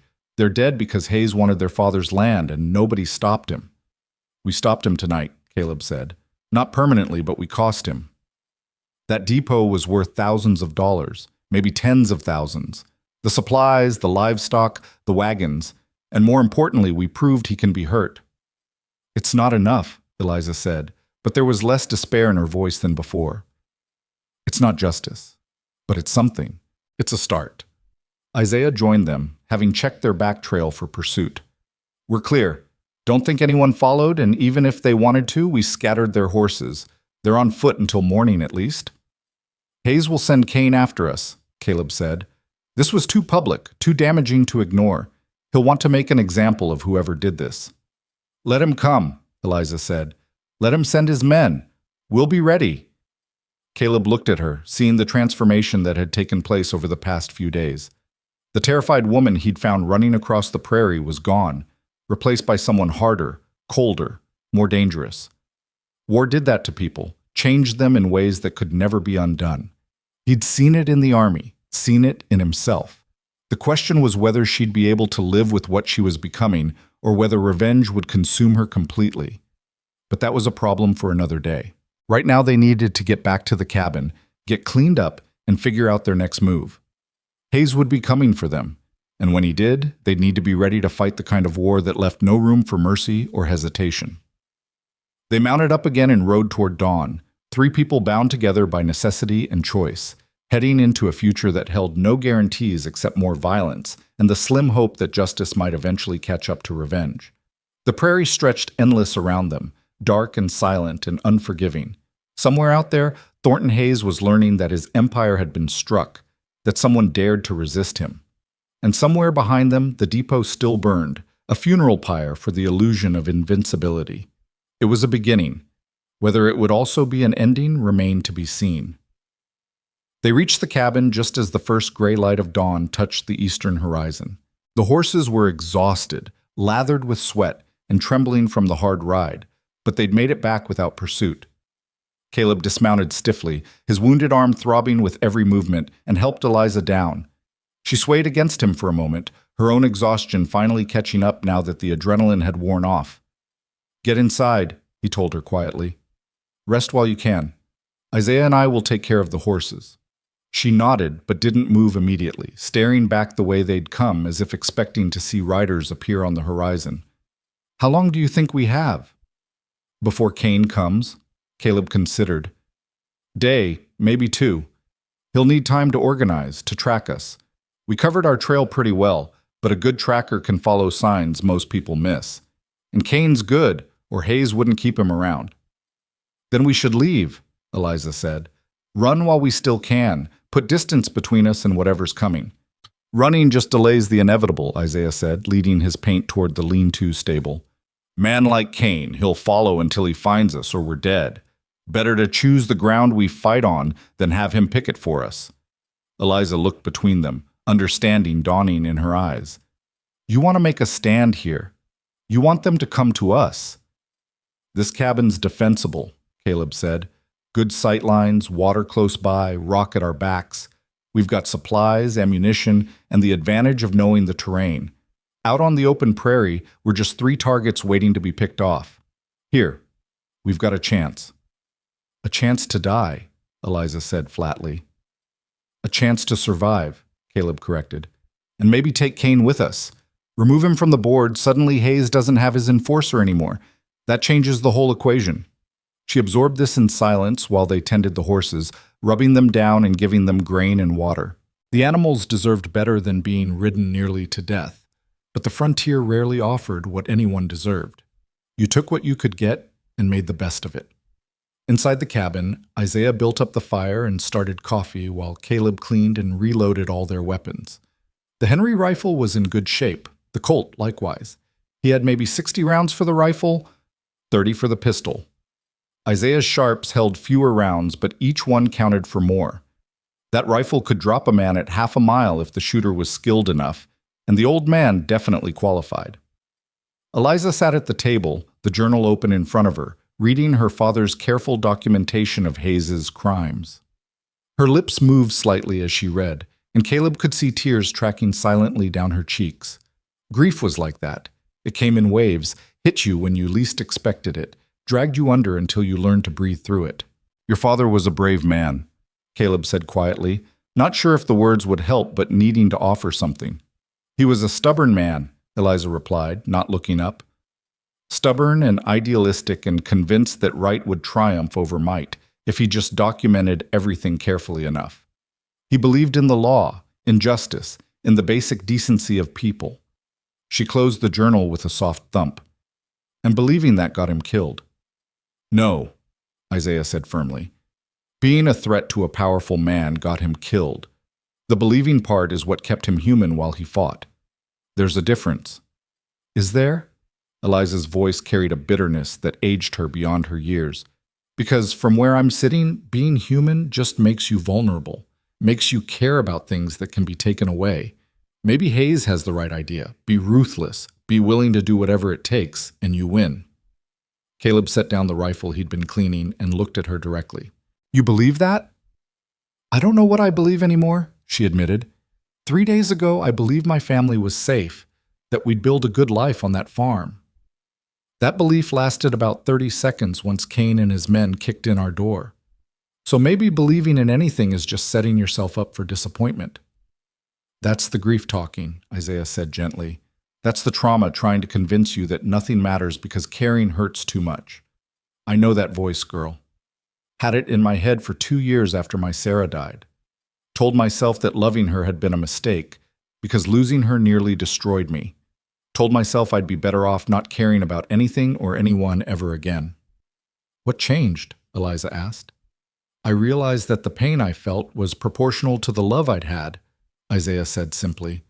That the hurt proved something beautiful had existed. If I'd never loved Sarah, losing her wouldn't have mattered. But I did love her, and it mattered more than anything else in my life.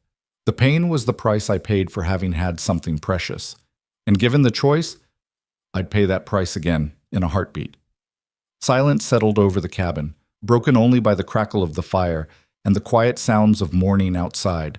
Birds beginning to sing, wind stirring the grass, the normal rhythms of a world that kept turning regardless of human suffering. I don't know how to do this, Eliza said finally, her voice small and lost. How to keep going when everything's gone. How to fight when I'm so tired I can barely stand. How to want revenge and justice at the same time and know I might never get either one. Caleb moved to sit across from her, his injured arm protesting the movement. You do it one breath at a time, one decision, one step, one moment of choosing to continue even when everything in you wants to quit. That's all any of us can do. And when Cain comes, when we're probably going to die in whatever fight happens next, what then? Then we make it count, Caleb said.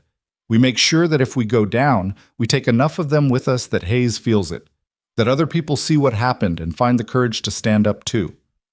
Your father documented 3 years of Hayes's crimes. We make sure that documentation survives, gets to someone who'll use it. That's how we win, even if we lose.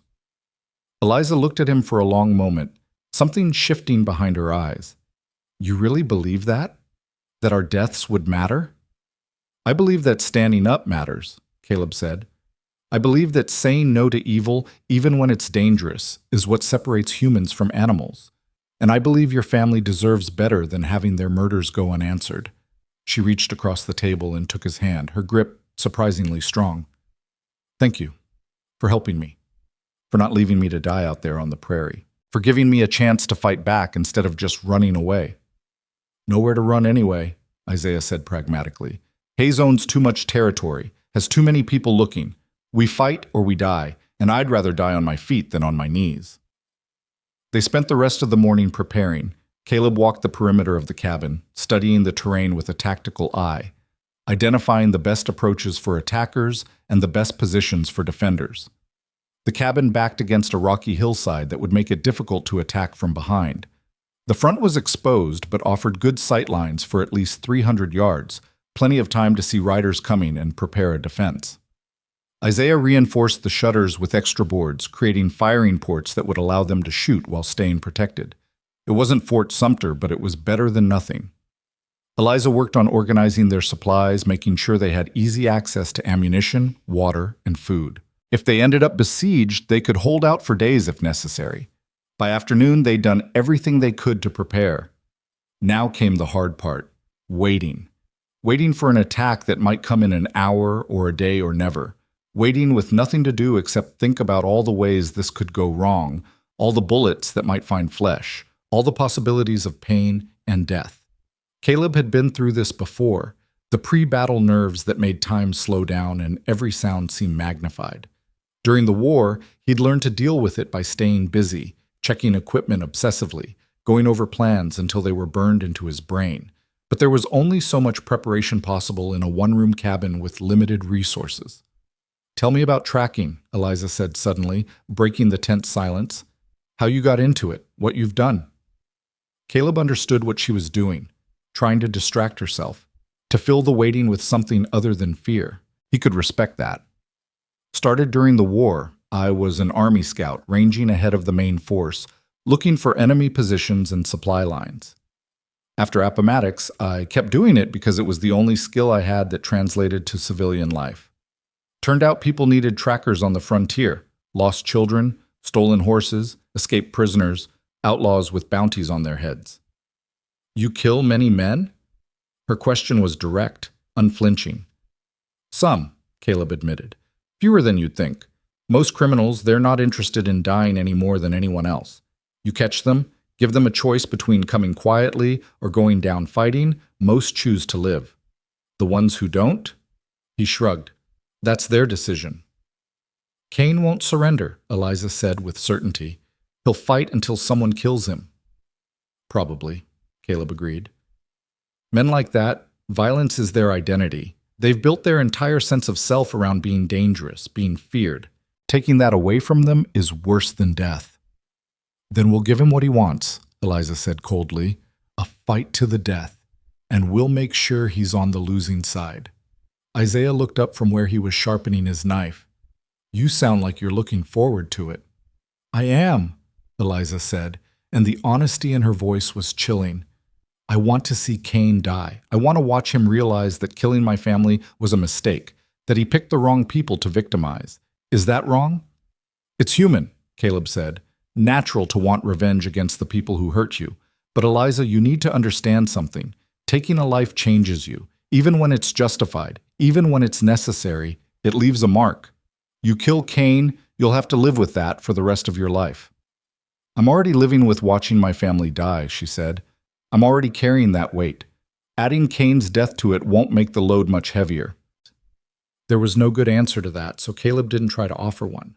She'd made her choice, accepted the consequences, and all he could do was try to keep her alive long enough to live with those consequences. The sun climbed toward noon, then began its slow descent toward evening. They ate a cold meal, not wanting smoke from cooking to give away their position if anyone was watching from a distance. Caleb took first watch, positioning himself on the roof of the cabin where he had the best view of the surrounding prairie. Isaiah spelled him after a few hours. Then Eliza took a turn despite Caleb's protest that she needed rest more than they did. Night fell without incident. Then another dawn, gray and cool, mist rising from the spring and drifting across the grassland like ghosts. Caleb was starting to think maybe they'd gotten lucky. Maybe Cain had decided it wasn't worth the trouble to track them down, when Isaiah called out from his position. Riders, 5 of them, coming from the east. Caleb grabbed his rifle and scrambled to the roof. Sure enough, 5 horsemen were approaching at a steady walk, spread out in a loose line, weapons visible but not raised. Professional formation, disciplined, exactly what you'd expect from men who knew their business. That's Cain in the center, Eliza said, joining them with the spyglass Isaiah had brought from Austin. I recognize the bay horse. The others must be his crew. Only 5, Isaiah mused. Expected more. 5's enough if they're good, Caleb said, mind racing through tactical options. And Cain wouldn't bring anyone who wasn't good. He called down to Eliza. Get inside, stay away from the windows, and only shoot if they breach the cabin. Understand? I understand, she called back, but her tone suggested she didn't plan to follow those instructions if things got desperate. The riders stopped about 200 yards out, well beyond accurate pistol range, but close enough that Isaiah's sharps could reach them if needed. Cain dismounted slowly, hands visible, making no threatening moves. He was a big man, Caleb could see now, broad-shouldered and solid, wearing range clothes that had seen hard use and a gun belt that suggested long familiarity with violence. Caleb Rourke, Cain called out, his voice carrying clearly across the distance. I know you're in there. I know you've got the Monroe woman. And I know you're the ones who burned my employer's depot 3 nights ago. Your employer's a murderer, Caleb shouted back. He's got blood on his hands from a dozen families, including the Monroes. That depot burning was just the beginning. Cain's laugh was harsh and humorless. You think you're some kind of hero? You're just 3 people who don't understand how the world works. Hayes owns this territory. He owns the law, the courts, the politicians. You can't fight that. You can only choose how you die. Quick and clean or slow and hard. Seems to me we've been fighting it pretty well so far, Isaiah called out. That depot's still smoking, and you're out here chasing us instead of protecting Hayes' other properties. Makes me wonder what else we could burn down if we put our minds to it. Cain's expression darkened. Last chance, Rourke. Send out the woman, put down your weapons, and maybe I let you and the old man ride away from this. Keep fighting, and I'll make sure your deaths take days.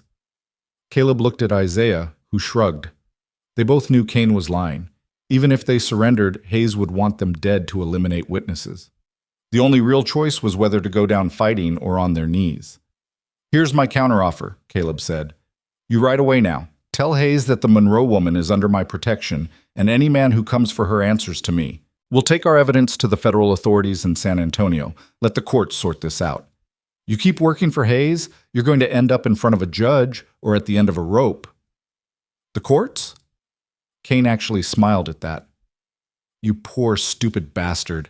Hayes owns the federal marshal. Hell, he probably owns half the judges between here and Washington. You go to the authorities, all you'll do is give him advanced warning to make you disappear properly. Maybe, Caleb admitted, but at least we'll die knowing we tried to do things the right way. What'll you die knowing, Kane Bachchuan? That you murdered children for money? That you were a hired gun who never stood for anything except the highest bidder? Kane's smile vanished. His hand moved toward his gun, then stopped. He was smart enough to know that if shooting started from this range, the Sharp's rifle would cut him down before he could close the distance. He gestured to his men, and they remounted, backing their horses away slowly. You just made this personal, Rourke, Kane said, voice cold as a January wind. I was going to make it quick. Now I'm going to make it memorable. You'll beg me to kill you before I'm done. I'll be waiting, Caleb said. The riders withdrew, disappearing over a rise in the land. Caleb stayed on the roof, watching for any sign of deception, but they seemed to genuinely be leaving, for now. That went well, Isaiah said dryly. He'll be back, Caleb said. Tonight, probably. Full dark, when they can approach without being seen. They'll try to burn us out or pick us off through the windows. So we don't give them the chance. Isaiah climbed down from the roof, moving with surprising agility for a man his age. We take the fight to them before they bring it to us. That's suicide, Caleb protested. 5 against 3 in terrain they've had time to scout. Well, so's sitting here waiting to die, Isaiah countered.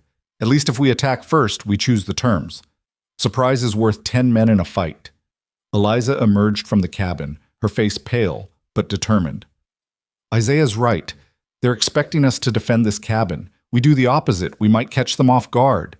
Caleb wanted to argue, wanted to insist on the safer defensive position, but he knew they were right. Kane had them outnumbered and outgunned. Their only advantages were desperation and the willingness to take risks that sane people wouldn't consider. Sometimes that was enough. All right, he said finally. We wait until evening, let them think we're hunkered down for the night. Then we slip out, circle around, and hit them from behind. Quick and brutal, no quarter given. Anyone ready to surrender will consider it. Anyone who fights dies. What about Kane? Eliza asked. Kane's mine, Caleb said flatly. He answers for what he did to your family. They spent the afternoon preparing, checking weapons one more time, eating a solid meal while they still could, saying things that needed to be said in case this was their last chance. Isaiah talked about his late wife, about the farm they'd built together before fever took her. Eliza talked about her little brother, about Tommy's dreams of training horses, about breakfast 3 days ago when the world had still made sense. Caleb didn't talk much. He'd learned long ago that words before a battle were just noise, that what mattered was action when the moment came. But he listened to their stories, committed them to memory, promised himself that if he survived and they didn't, he'd make sure people knew their names and what they'd fought for. As the sun touched the horizon, painting the prairie in shades of blood and gold, they made their final preparations. Weapons loaded, gear secured, faces blackened with ash from the fire to break up their silhouettes in the darkness. They looked like what they were, desperate people about to attempt something insane in the hope that insanity might be mistaken for courage. Last chance to back out, Caleb said quietly. Nobody would blame you for choosing to live instead of fight. I died 3 days ago, Eliza said, when Kane kicked in our door and murdered my family. What's walking around now is just a ghost looking for revenge. Then let's give that ghost what it wants, Isaiah said, checking the load in his sharps one more time. They slipped out of the cabin as full darkness fell, moving silently through terrain they'd memorized over the past 2 days. The moon was a thin crescent, offering little light, which worked in their favor. They could navigate by starlight and familiarity while Kane's men would be stumbling blind. Caleb led them in a wide circle, using every depression in the land and every stand of brush to mask their movement. It took an hour to cover what would have been 10 minutes on horseback, but they couldn't risk the sound of hooves giving them away. Finally, they reached a position overlooking the spot where Kane's men had set up camp. A small hollow with good cover from the north, terrible exposure from the south, where Caleb's group now crouched. 5 men sat around a small, carefully controlled fire. Kane was easy to spot even in the dim light, his size and bearing marking him as the leader. The others were hard-looking men, trail-worn and dangerous, exactly the kind of hired guns that drifted from one violent job to another. "On my signal," Caleb whispered. "Isaiah, you take Kane if you get a clean shot. Eliza, pick a target and don't hesitate. I'll take whoever's closest to the horses. We need to keep them from mounting up and running." They settled into position, rifles ready, hearts pounding. This was the moment when everything could go wrong, when a misplaced foot or a cough at the wrong time could get them all killed. Caleb counted down from 3 on his fingers. On 0, Isaiah's sharps boomed like thunder. The shot echoed across the prairie like judgment itself, and Kane went down hard, clutching his shoulder. But he was still moving, still alive, rolling away from the firelight even as his men scattered like quail. Caleb's Henry rifle barked twice, and one of the hired guns dropped, clutching his leg. Eliza's shot went wide but close enough to send another man diving for cover behind a saddle. Then all hell broke loose. Return fire came fast and angry, muzzle flashes blooming in the darkness like deadly flowers. Bullets whined past Caleb's head, close enough that he felt the displaced air. He dropped flat, working the Henry's lever, putting rounds downrange at shadows and movement. Beside him, Isaiah's sharp spoke again, methodical and devastating, each shot carefully aimed despite the chaos. "They're moving to flank us," Eliza shouted, pointing left where 2 shapes were low crawling through the grass. "East side!" Caleb swung his rifle that direction and fired 3 times rapidly, forcing the flankers back into cover. This wasn't going the way he'd planned. They were supposed to have complete surprise, supposed to drop half of Kane's men before they could react. Instead, they'd wounded maybe 2, and now faced organized return fire from trained killers who knew exactly what they were doing. "Fall back to that dry wash," Caleb ordered. 20 yards behind us. Move." They scrambled backward, keeping low, bullets kicking up dirt around them. Caleb felt something tug at his vest. Too close. Way too close. They tumbled into the wash, a depression barely 3 feet deep, but enough to provide cover from direct fire. Isaiah was breathing hard, face flushed, and Caleb realized the old man had pushed himself to his limits getting here. "You all right?" he asked. "Been better?" Isaiah wheezed. "Been worse, too. That bastard Kane, I swear I hit him center mass." "You did," Caleb confirmed. "Saw him go down. But he's still fighting, which means it wasn't fatal." "Next one will be," Isaiah promised, already reloading the sharps with steady hands despite his labored breathing. Eliza pressed herself against the wash's dirt wall, rifle ready, eyes scanning the darkness. "What now? We can't stay here. They'll surround us." She was right. The wash offered protection from direct fire, but was a death trap if Kane's men got organized enough to attack from multiple sides. Caleb's mind raced, sorting through options, discarding most of them as impossible or suicidal. They'd gambled on a quick strike and lost. Now they needed to extract themselves before the situation got worse. "We move east," he decided. Use the wash for cover as long as we can, then make for that stand of mesquite about 100 yards out. If we can reach the horses—" "Rourke!" Kane's voice cut through the darkness, rough with pain but still commanding. "You made a mistake coming after us. Should have stayed in your hole and died quick." "You first!" Caleb shouted back, firing twice toward the voice. He didn't expect to hit anything, just wanted to keep Kane talking while they repositioned. They moved along the wash in a low crouch, Caleb leading, Eliza in the middle, Isaiah bringing up the rear. The old man's sharps was too long for this kind of close work, but he'd drawn a revolver and held it with the ease of long familiarity. Behind them, Kane's men were moving too, trying to cut off their escape route.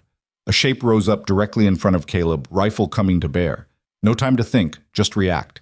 Caleb batted the rifle aside with his own weapon and drove his shoulder into the man's midsection, both of them crashing to the ground in a tangle of limbs and curses. The hired gun was strong, mean, fighting with the desperation of someone who knew this was life or death. They rolled, each trying to gain the advantage. The man got a hand on Caleb's throat, squeezing, cutting off air. Black spots danced in Caleb's vision. He fumbled for his knife, found the handle, drove the blade up and into the man's ribs. The grip on his throat loosened. The man made a wet, gasping sound and went still. Caleb shoved the body aside, gasping for breath, and found Eliza standing over him with her rifle trained on where the man had been. "You all right?" she asked. "Yeah." His voice was rough, throat already bruising. "Keep moving." They reached the mesquite stand just as more shots rang out behind them. Isaiah fired twice with his revolver, and someone screamed in pain. 4 men left, maybe 3 if Isaiah's shots had found their mark. Still terrible odds, but better than 5. The horses were where they'd left them, tied in a small ravine another 50 yards north. Getting there meant crossing open ground with no cover, perfect targets for anyone watching, but staying here meant dying eventually, surrounded and outgunned. "Isaiah," Caleb said quietly, "I need you to give us covering fire. Empty that sharps into their position, make them keep their heads down for 30 seconds. Think you can do that?" "Son, I can do that standing on my head," the old man said, already moving into position. "You just get that girl to safety." "What about you?" Eliza asked. "I'll be right behind you," Isaiah said, but his eyes told a different story. He knew the odds, knew that someone had to buy time for the others to escape, and he'd already decided it would be him. "Now go, before I change my mind about being noble." Caleb wanted to argue, wanted to insist they all go together or all stay and fight. But he'd seen that look in men's eyes before. The calm certainty of someone who'd made their final choice and found peace in it. Arguing would just waste the gift Isaiah was offering. "Thank you," Caleb said simply, "for everything." "Tell people what happened here," Isaiah replied. "Make sure Hayes doesn't get away with it. That's all the thanks I need." Isaiah rose from cover and the sharps began to boom, methodical as a heartbeat, deadly as a lightning strike. Caleb grabbed Eliza's hand and ran, pulling her across open ground while bullets sang around them. He heard her gasp once, felt her stumble, but she kept running, kept pace, driven by desperation and Isaiah's covering fire. They reached the horses and Caleb practically threw Eliza into Ash's saddle before mounting behind her. The gelding was already moving before Caleb fully settled, understanding the urgency in his rider's body language. Behind them, Isaiah's rifle fell silent. Then Caleb heard the old man's revolver, 6 shots fired rapidly, and a shout of triumph or defiance that echoed across the darkness. Then silence. Eliza made a sound, half sob, half scream, and Caleb felt it tear through his own chest. Isaiah Tucker, who'd helped them when he had no reason to, who'd stood with them against impossible odds, who'd given his life buying them time to escape. One more good person dead because a rich man wanted land and didn't care what it cost. They rode hard through the darkness, Ash running flat out, eating up ground in long, powerful strides. Caleb expected pursuit, expected Cain and his remaining men to come thundering after them, but the night stayed empty except for the sound of hoofbeats and Eliza's ragged breathing against his chest. Miles passed before Caleb finally slowed Ash to a walk, the horse's sides heaving, lathered with sweat. Dawn was still hours away, but the stars were bright enough to navigate by. They needed distance, needed to get clear of Cain's immediate reach, needed time to regroup and figure out what came next. "Where are we going?" Eliza asked, her voice hollow and distant.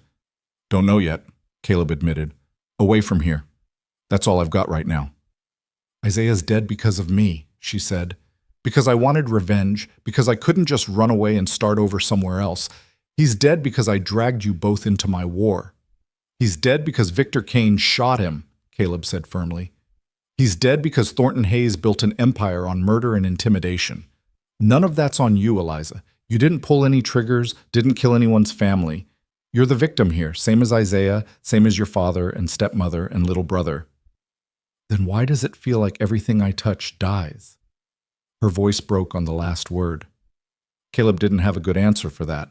Survivor's guilt was a cruel companion, whispering poison in the dark hours, convincing you that somehow your continued existence was an offense against everyone who'd fallen. He'd carried his own version of it since the war, since Shiloh, since watching friends die in mud and blood while he somehow kept breathing. "Because you're human," he said finally. "Because caring about people means their deaths hurt. But Eliza, listen to me. Isaiah made his choice. He knew what he was doing, knew what it would cost, and he did it anyway because he thought you were worth saving. You dishonor his sacrifice by wishing you'd died instead. She was quiet for a long time, her back pressed against his chest, her hands gripping the saddle horn like it was the only solid thing in a world gone liquid and uncertain. Finally, she spoke again, so softly he almost missed it. What do we do now? We can't go to the law, can't fight Cain and his men, can't even prove what Hayes has done without getting killed trying. What's left? We survive, Caleb said. We get somewhere safe. We figure out our next move. Your father's journal is still in my saddlebag. Isaiah died making sure we kept that evidence. We owe it to him to make sure it gets to someone who can use it. Who? Eliza's laugh was bitter. You heard Cain. Hayes owns the federal marshal, probably owns half the judges in Texas. Who's going to stand against a man that powerful? I don't know, Caleb admitted, but I know someone will. Has to be someone Hayes hasn't bought yet, someone with enough authority and integrity to make a difference. We find that person, we give them the journal, we testify to what we've seen. It might not be enough to put Hayes in prison, but it'll damage him. Make people question him. Start cracks in his empire that'll eventually bring it down.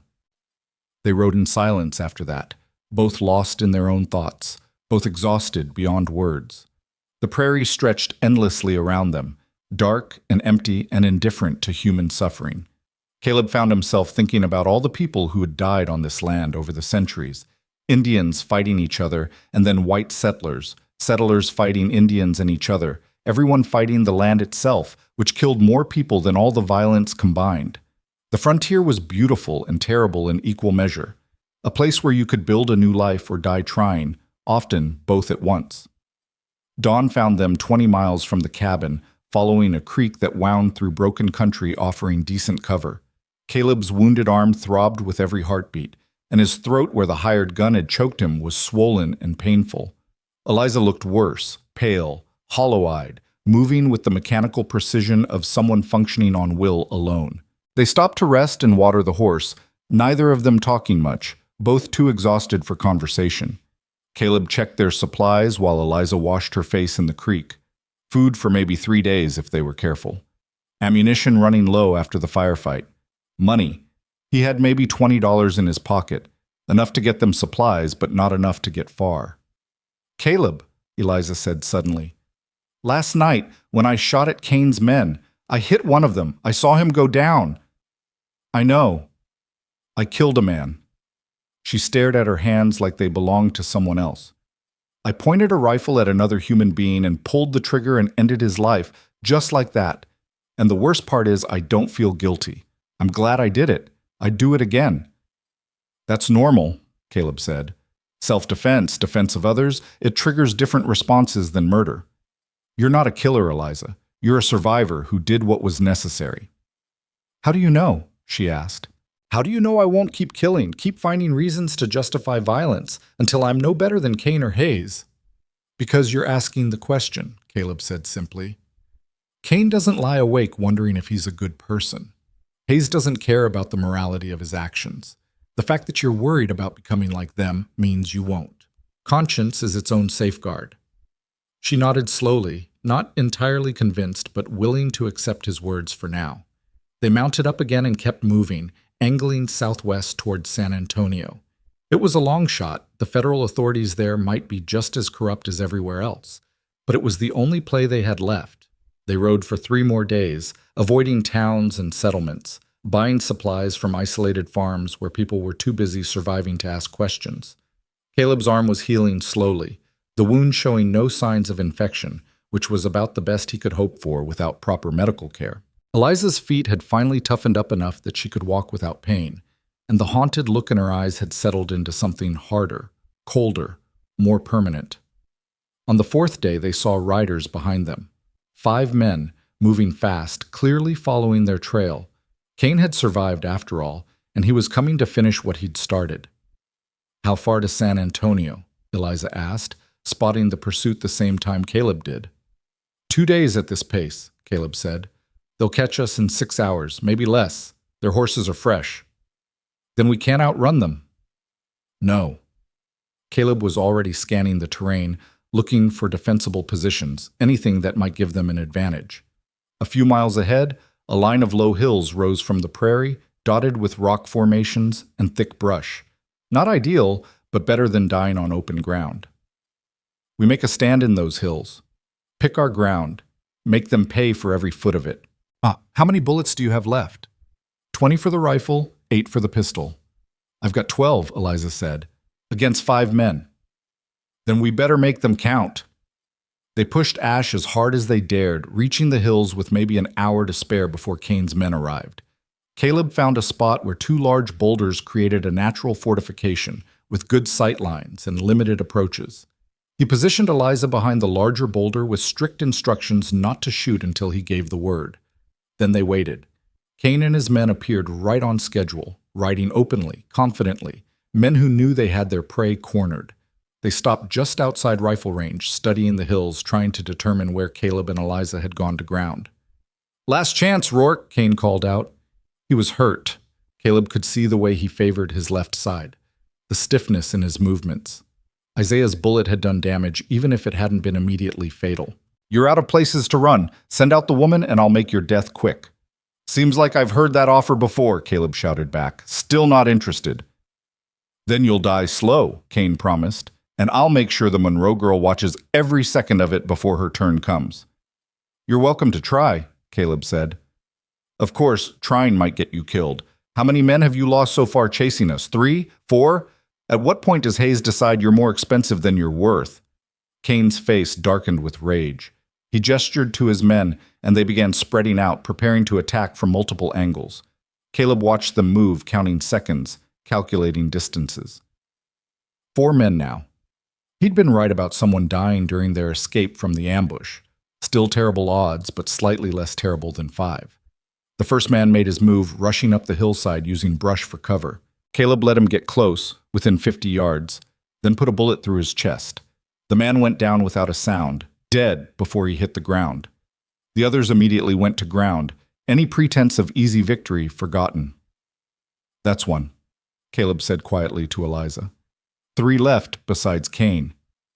"Can we win this?" she asked. "Define win," Caleb said. "If win means we survive and they don't, then probably not. If win means we make them pay dearly enough that Kane thinks twice about working for Hayes in the future, then maybe." Eliza was quiet for a moment, then said something that surprised him. "I'm not afraid of dying anymore. I thought I would be, but I'm not. I'm just tired of running." "Then we stop running," Caleb said. "Right here, right now. We make our stand, and whatever happens, happens. At least we'll go down fighting." 2 of Kane's men tried a coordinated rush from different angles, firing as they came. Caleb dropped one, Eliza the other, both shots placed with desperate accuracy. That left just Kane and 1 other man, and suddenly the odds didn't look quite so impossible. But Caleb's ammunition was nearly gone. 6 rounds left in the Henry, 5 in the Colt. Eliza had maybe 3 or 4 shots remaining. If Kane and his last man pressed the attack, it would come down to close quarters, knives and fists, and desperation. "Kane," Caleb called out, "you're down to 1 man and you're wounded. Walk away. Tell Hayes we died out here. Take whatever money he owes you and disappear into Mexico. Nobody has to die today." "Can't do that," Kane replied, and Caleb heard something new in his voice. Not anger, not hatred, but resignation. "I've worked for Hayes for 3 years, done things that'd make your stomach turn. I walk away now. He'll hunt me down just like I've been hunting you. Only way forward is through." "Then come on," Caleb said quietly. "Let's finish this." Kane and his last man came together, moving fast, firing steadily, not trying to be clever or tactical, just overwhelming force pushing straight up the hill. Caleb fired methodically, working the Henry's lever, each shot carefully aimed despite the incoming rounds that chipped stone and whined off the boulders. His 4th shot dropped Kane's companion, tumbling him backward down the slope. Then the Henry clicked empty. Kane was still coming, close now, maybe 20 yards, his pistol barking shots that came too close for comfort. Caleb drew his Colt, fired twice, saw 1 bullet strike Kane in the thigh. The big man stumbled but didn't go down, didn't stop, driven by momentum and sheer stubborn refusal to quit. 10 yards. Caleb fired again, hit Kane in the shoulder, the same shoulder Isaiah had wounded days ago. The impact spun Kane around, but he recovered, still raising his pistol for one final shot. Eliza's rifle cracked beside Caleb. The bullet took Kane high in the chest, center mass, a killing shot by any measure. He stood there for a moment, swaying, looking almost surprised. Then he fell, hitting the ground hard, and didn't move again. Silence crashed down over the hillside like a physical weight. Caleb's ears rang from gunfire, his arm throbbed, his throat hurt, and he was fairly certain he'd never been this exhausted in his entire life. Beside him, Eliza lowered her rifle slowly, staring at Kane's body with an expression Caleb couldn't quite read. "Is it over?" she asked finally. "The fighting part is," Caleb said. "The rest, that's going to take longer." They walked down the hillside together, checking bodies, making sure no one was playing possum. Kane was definitely dead, Eliza's shot having torn through his heart. His face in death looked almost peaceful, freed from whatever demons had driven him to a life of violence and murder for hire. Caleb retrieved what ammunition he could from the dead men's gun belts, practical necessity overriding any sense of respect for the fallen. They'd been trying to kill him and Eliza. He didn't owe them anything beyond making sure they were actually dead. One of the horses had wandered back, a decent-looking mare that seemed calm despite the gunfire. Caleb caught her easily, and suddenly they had two mounts, which meant they could move faster, cover more ground. San Antonio was still 2 days away, but it felt achievable now in a way it hadn't when Kane was breathing down their necks. They rode through the afternoon and into evening, finally stopping when exhaustion overtook them. Caleb built a small fire, more for comfort than warmth, and they shared the last of their food while staring into the flames. "I keep thinking about Isaiah," Eliza said quietly. "About how he died buying us time to escape. About whether he'd think what we did today was worth that sacrifice." "He'd think you survived," Caleb said. "That's what mattered to him, making sure you lived to tell the story, to testify against Hayes. Everything else was secondary." "Will it be enough?" Eliza asked. "The journal, our testimony, everything we've been through. Will it actually bring Hayes down, or are we just fooling ourselves?" "Don't know," Caleb admitted. "But I know this. Hayes's empire was built on fear and silence. People didn't stand against him because they thought resistance was impossible. We proved it's not. We killed his enforcer, burned his depot, survived everything he threw at us. That matters. Even if Hayes never sees the inside of a jail cell, other people will hear about it, will find courage in it, will start standing up themselves. Change happens slowly, but it does happen." Eliza considered this while the fire crackled and popped. "I can't go back, can I? To who I was before. Before Kane. Before all the death and killing." "No," Caleb said gently. "That person's gone. But that doesn't mean who you are now is bad or broken. You're just different, changed by what you've survived. A lot of people wouldn't have made it this far." "What happens after San Antonio?" she asked. "After we give our testimony and try to make someone care about Hayes' crimes?" "Don't know," Caleb said again. "Guess we figure it out as we go. That's about all anyone can do." They reached San Antonio 2 days later, riding into a city that bustled with life and commerce, so different from the empty prairie that it felt almost alien. Caleb inquired carefully about federal officials, trying to determine who might be trustworthy, and finally identified a U.S. Marshal named Edward Ross, who had a reputation for integrity and a notable lack of connection to Texas business interests. Ross listened to their story in his office, reading through the journal with increasing grimness, asking pointed questions about specific incidents and dates. When they finished, he sat back in his chair and stared at them for a long moment. "This is explosive," he said finally. "If even half of what's documented here is accurate, Thornton Hayes is one of the most prolific criminals in the territory. But you need to understand something. Prosecuting a man this powerful, this connected, is going to be difficult. It'll take months, maybe years, and Hayes will fight back hard." "We understand," Caleb said. "But we can't just let it go. Too many people have died." "I know," Ross said, "and I want to help. But I need you to be prepared for the possibility that Hayes might never face real consequences. Rich men rarely do." "Then we make sure everyone knows what he did," Eliza said firmly. "We tell newspapers, we tell anyone who'll listen. Even if he doesn't go to prison, we destroy his reputation. Make sure everyone knows Thornton Hayes built his empire on the bodies of children and families. That's worth something. Ross nodded slowly. It is. And I'll do everything in my power to help you. I'll open a formal investigation, bring in federal resources, put pressure on the local authorities to stop looking the other way. It won't be fast and it won't be easy, but we'll make Hayes answer for what he's done. That's a promise. It wasn't the immediate justice Eliza wanted, wasn't the dramatic conclusion where the villain was dragged away in chains. But it was something. It was a start.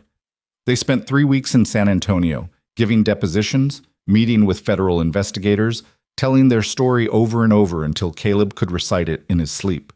Word spread quickly. Newspapers picked up the story, editorials condemned Hayes' business practices, and suddenly public opinion began turning against a man who'd been untouchable for years. Hayes fought back, of course. His lawyers filed motions, his political allies applied pressure, and attempts were made to discredit both Caleb and Eliza as witnesses. But the journal was too detailed, too well documented, and too many people had started asking questions. Other families came forward with similar stories, adding their voices to the chorus demanding accountability. Marshal Ross kept his promise, pursuing the case with dogged determination. Hayes was indicted on multiple counts of fraud, conspiracy, and several lesser charges. The murder charges were harder to prove. Kane and his men were dead, unable to testify about who'd ordered the killings. But the circumstantial evidence was damning enough that Hayes' empire began to crumble. Business partners distanced themselves. Investors pulled their money. Properties were seized as evidence. Within 6 months, Thornton Hayes went from one of the richest men in Texas to someone facing bankruptcy and prison time. He'd never be convicted of murder. The evidence was too thin, too circumstantial. But he'd been broken nonetheless, his power shattered, his reputation destroyed. It wasn't perfect justice, but it was something. Caleb and Eliza stayed in San Antonio through the initial investigations, but as the case ground forward through the legal system, they found themselves with less to do and more time to think about what came next. They were sitting on the porch of the boarding house where they'd been staying, watching the sun set over the city, when Eliza finally asked the question Caleb had been expecting for weeks. "What are you going to do now? Go back to tracking?" "Don't know," Caleb said honestly. "Feels like that part of my life is done. I've spent 20 years chasing bad men across hard country. Maybe it's time to do something different." "Like what?" "Haven't figured that out yet." He looked at her. "What about you? Your father's land, the farm, legally it's yours now. You could rebuild, start over." Eliza was quiet for a long moment, staring at the sunset. "I thought about that. Going back, rebuilding the house, trying to make it what it was. But that life's gone. The people who made it meaningful are gone. Going back would just be living in a graveyard." "So what do you want?" Caleb asked. She turned to face him, and something in her eyes made his breath catch. "I want to stop running from the past and start building a future. I want to take the money from selling the farm and do something good with it. Maybe help other families who've lost everything. Maybe start a school, I don't know, something that matters. Something that would make my father proud." "That's good," Caleb said. "That's real good. And I want you to help me," Eliza continued. "If you're interested, if you're ready to stop chasing bad men and start helping good people instead." Caleb had been alone for so long that the idea of partnership, of building something with someone else, felt strange and terrifying and oddly appealing all at once. He'd spent 2 decades keeping people at arm's length, never getting too close because closeness meant vulnerability, and vulnerability got you hurt. But looking at Eliza now, this woman who'd lost everything and kept fighting, who'd survived horrors that would have destroyed most people, who'd chosen to turn her grief into something constructive instead of letting it consume her, he found himself wanting to take that risk. "I'm interested," he said quietly. Eliza smiled for the first time since he'd met her, a real smile that reached her eyes and transformed her face. "Good. Because I'm going to need someone to tell me when my ideas are stupid." "Most of them probably are," Caleb said. "Probably," she agreed. "But some of them might work, and that's worth trying for." She reached for his hand and he let her take it, their fingers intertwining in the warm evening air. It wasn't romance exactly. Both of them were too scarred, too cautious for that. But it was partnership, companionship, the beginning of something that might eventually become love, if they gave it time and space to grow. 6 months later, they were married in a small ceremony in San Antonio, with Marshall Ross standing as witness. They used the money from selling Eliza's family farm to buy a small property on the outskirts of the city, building a house that looked nothing like the one Cain had burned. Eliza started a school for children of families who'd lost their homes to violence or disaster, teaching them reading and mathematics, while Caleb taught practical skills like tracking and survival. Word of what they were doing spread, and other families began arriving, people displaced by violence, by crooked land deals, by the same forces that had destroyed the Monroes. Caleb and Eliza helped where they could, offering shelter, finding work, teaching people how to defend themselves and their property. It wasn't much, wasn't grand or dramatic, but it mattered to the people they helped. Thornton Hayes died in prison 2 years after his conviction, his wealth gone, his empire dissolved, his name synonymous with corruption and greed. Victor Cain was buried in an unmarked grave somewhere in the Texas prairie, forgotten by everyone except the families he'd destroyed. Sheriff Hendricks fled the territory ahead of his own indictment, never to be seen again. Isaiah Tucker was remembered. Caleb and Eliza made sure of that, telling his story to anyone who'd listen, making certain people knew about the old man who'd stood against evil when he had nothing to gain and everything to lose. They named their first son Isaiah and told him about the man whose courage had saved his mother's life. The frontier remained dangerous, remained unforgiving, remained a place where good people could die for no better reason than being in the wrong place at the wrong time. But it was also a place where ordinary people could become extraordinary through the simple act of refusing to be silent, refusing to be cowed, refusing to let monsters operate without consequences. Caleb and Eliza Monroe. She'd taken his last name, wanting a fresh start, wanting to leave the tragedy of her past behind, built a life together in the shadow of what they'd survived. Some nights Caleb would wake from dreams of burning warehouses and gunfire, and Eliza would hold him until the memories faded. Other nights she'd wake crying for her lost family, and he'd sit with her in the darkness, offering the only comfort available, the silent promise that she wasn't alone, that she'd never be alone again. They never forgot what they'd lost, never pretended the scars didn't exist, but they learned to live with them, to build around them, to turn their pain into purpose. The school thrived, the displaced families found their footing, and slowly, incrementally, the world became slightly less cruel than it had been.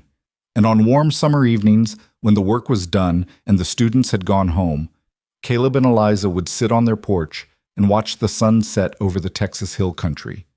They'd hold hands and talk about the day's small victories, and sometimes they'd be quiet, content to simply exist together in a moment of peace they'd fought so hard to achieve. The frontier still demanded much from those who lived on it, but it also offered something precious to those brave enough to seize it, the chance to become something more than what they'd been, to forge themselves into people capable of standing against darkness without being consumed by it. Caleb Rourke had spent 20 years tracking bad men. In the end, the most important thing he ever tracked was his own humanity, his own capacity for hope in a world that offered plenty of reasons to give up. And the woman who rode beside him through that journey, who'd lost everything and rebuilt anyway, who'd faced death and chosen life instead, she'd taught him that survival wasn't the same as living, and that sometimes the bravest thing you could do was trust someone else with your scars. Their story wasn't neat or tidy, didn't end with perfect justice or complete healing, but it ended with two people who'd survived hell and found each other on the other side, who'd chosen partnership over isolation, purpose over despair, and building over destroying. And in the harsh arithmetic of the frontier, where death was common and hope was rare, that was enough. It was more than enough. It was everything.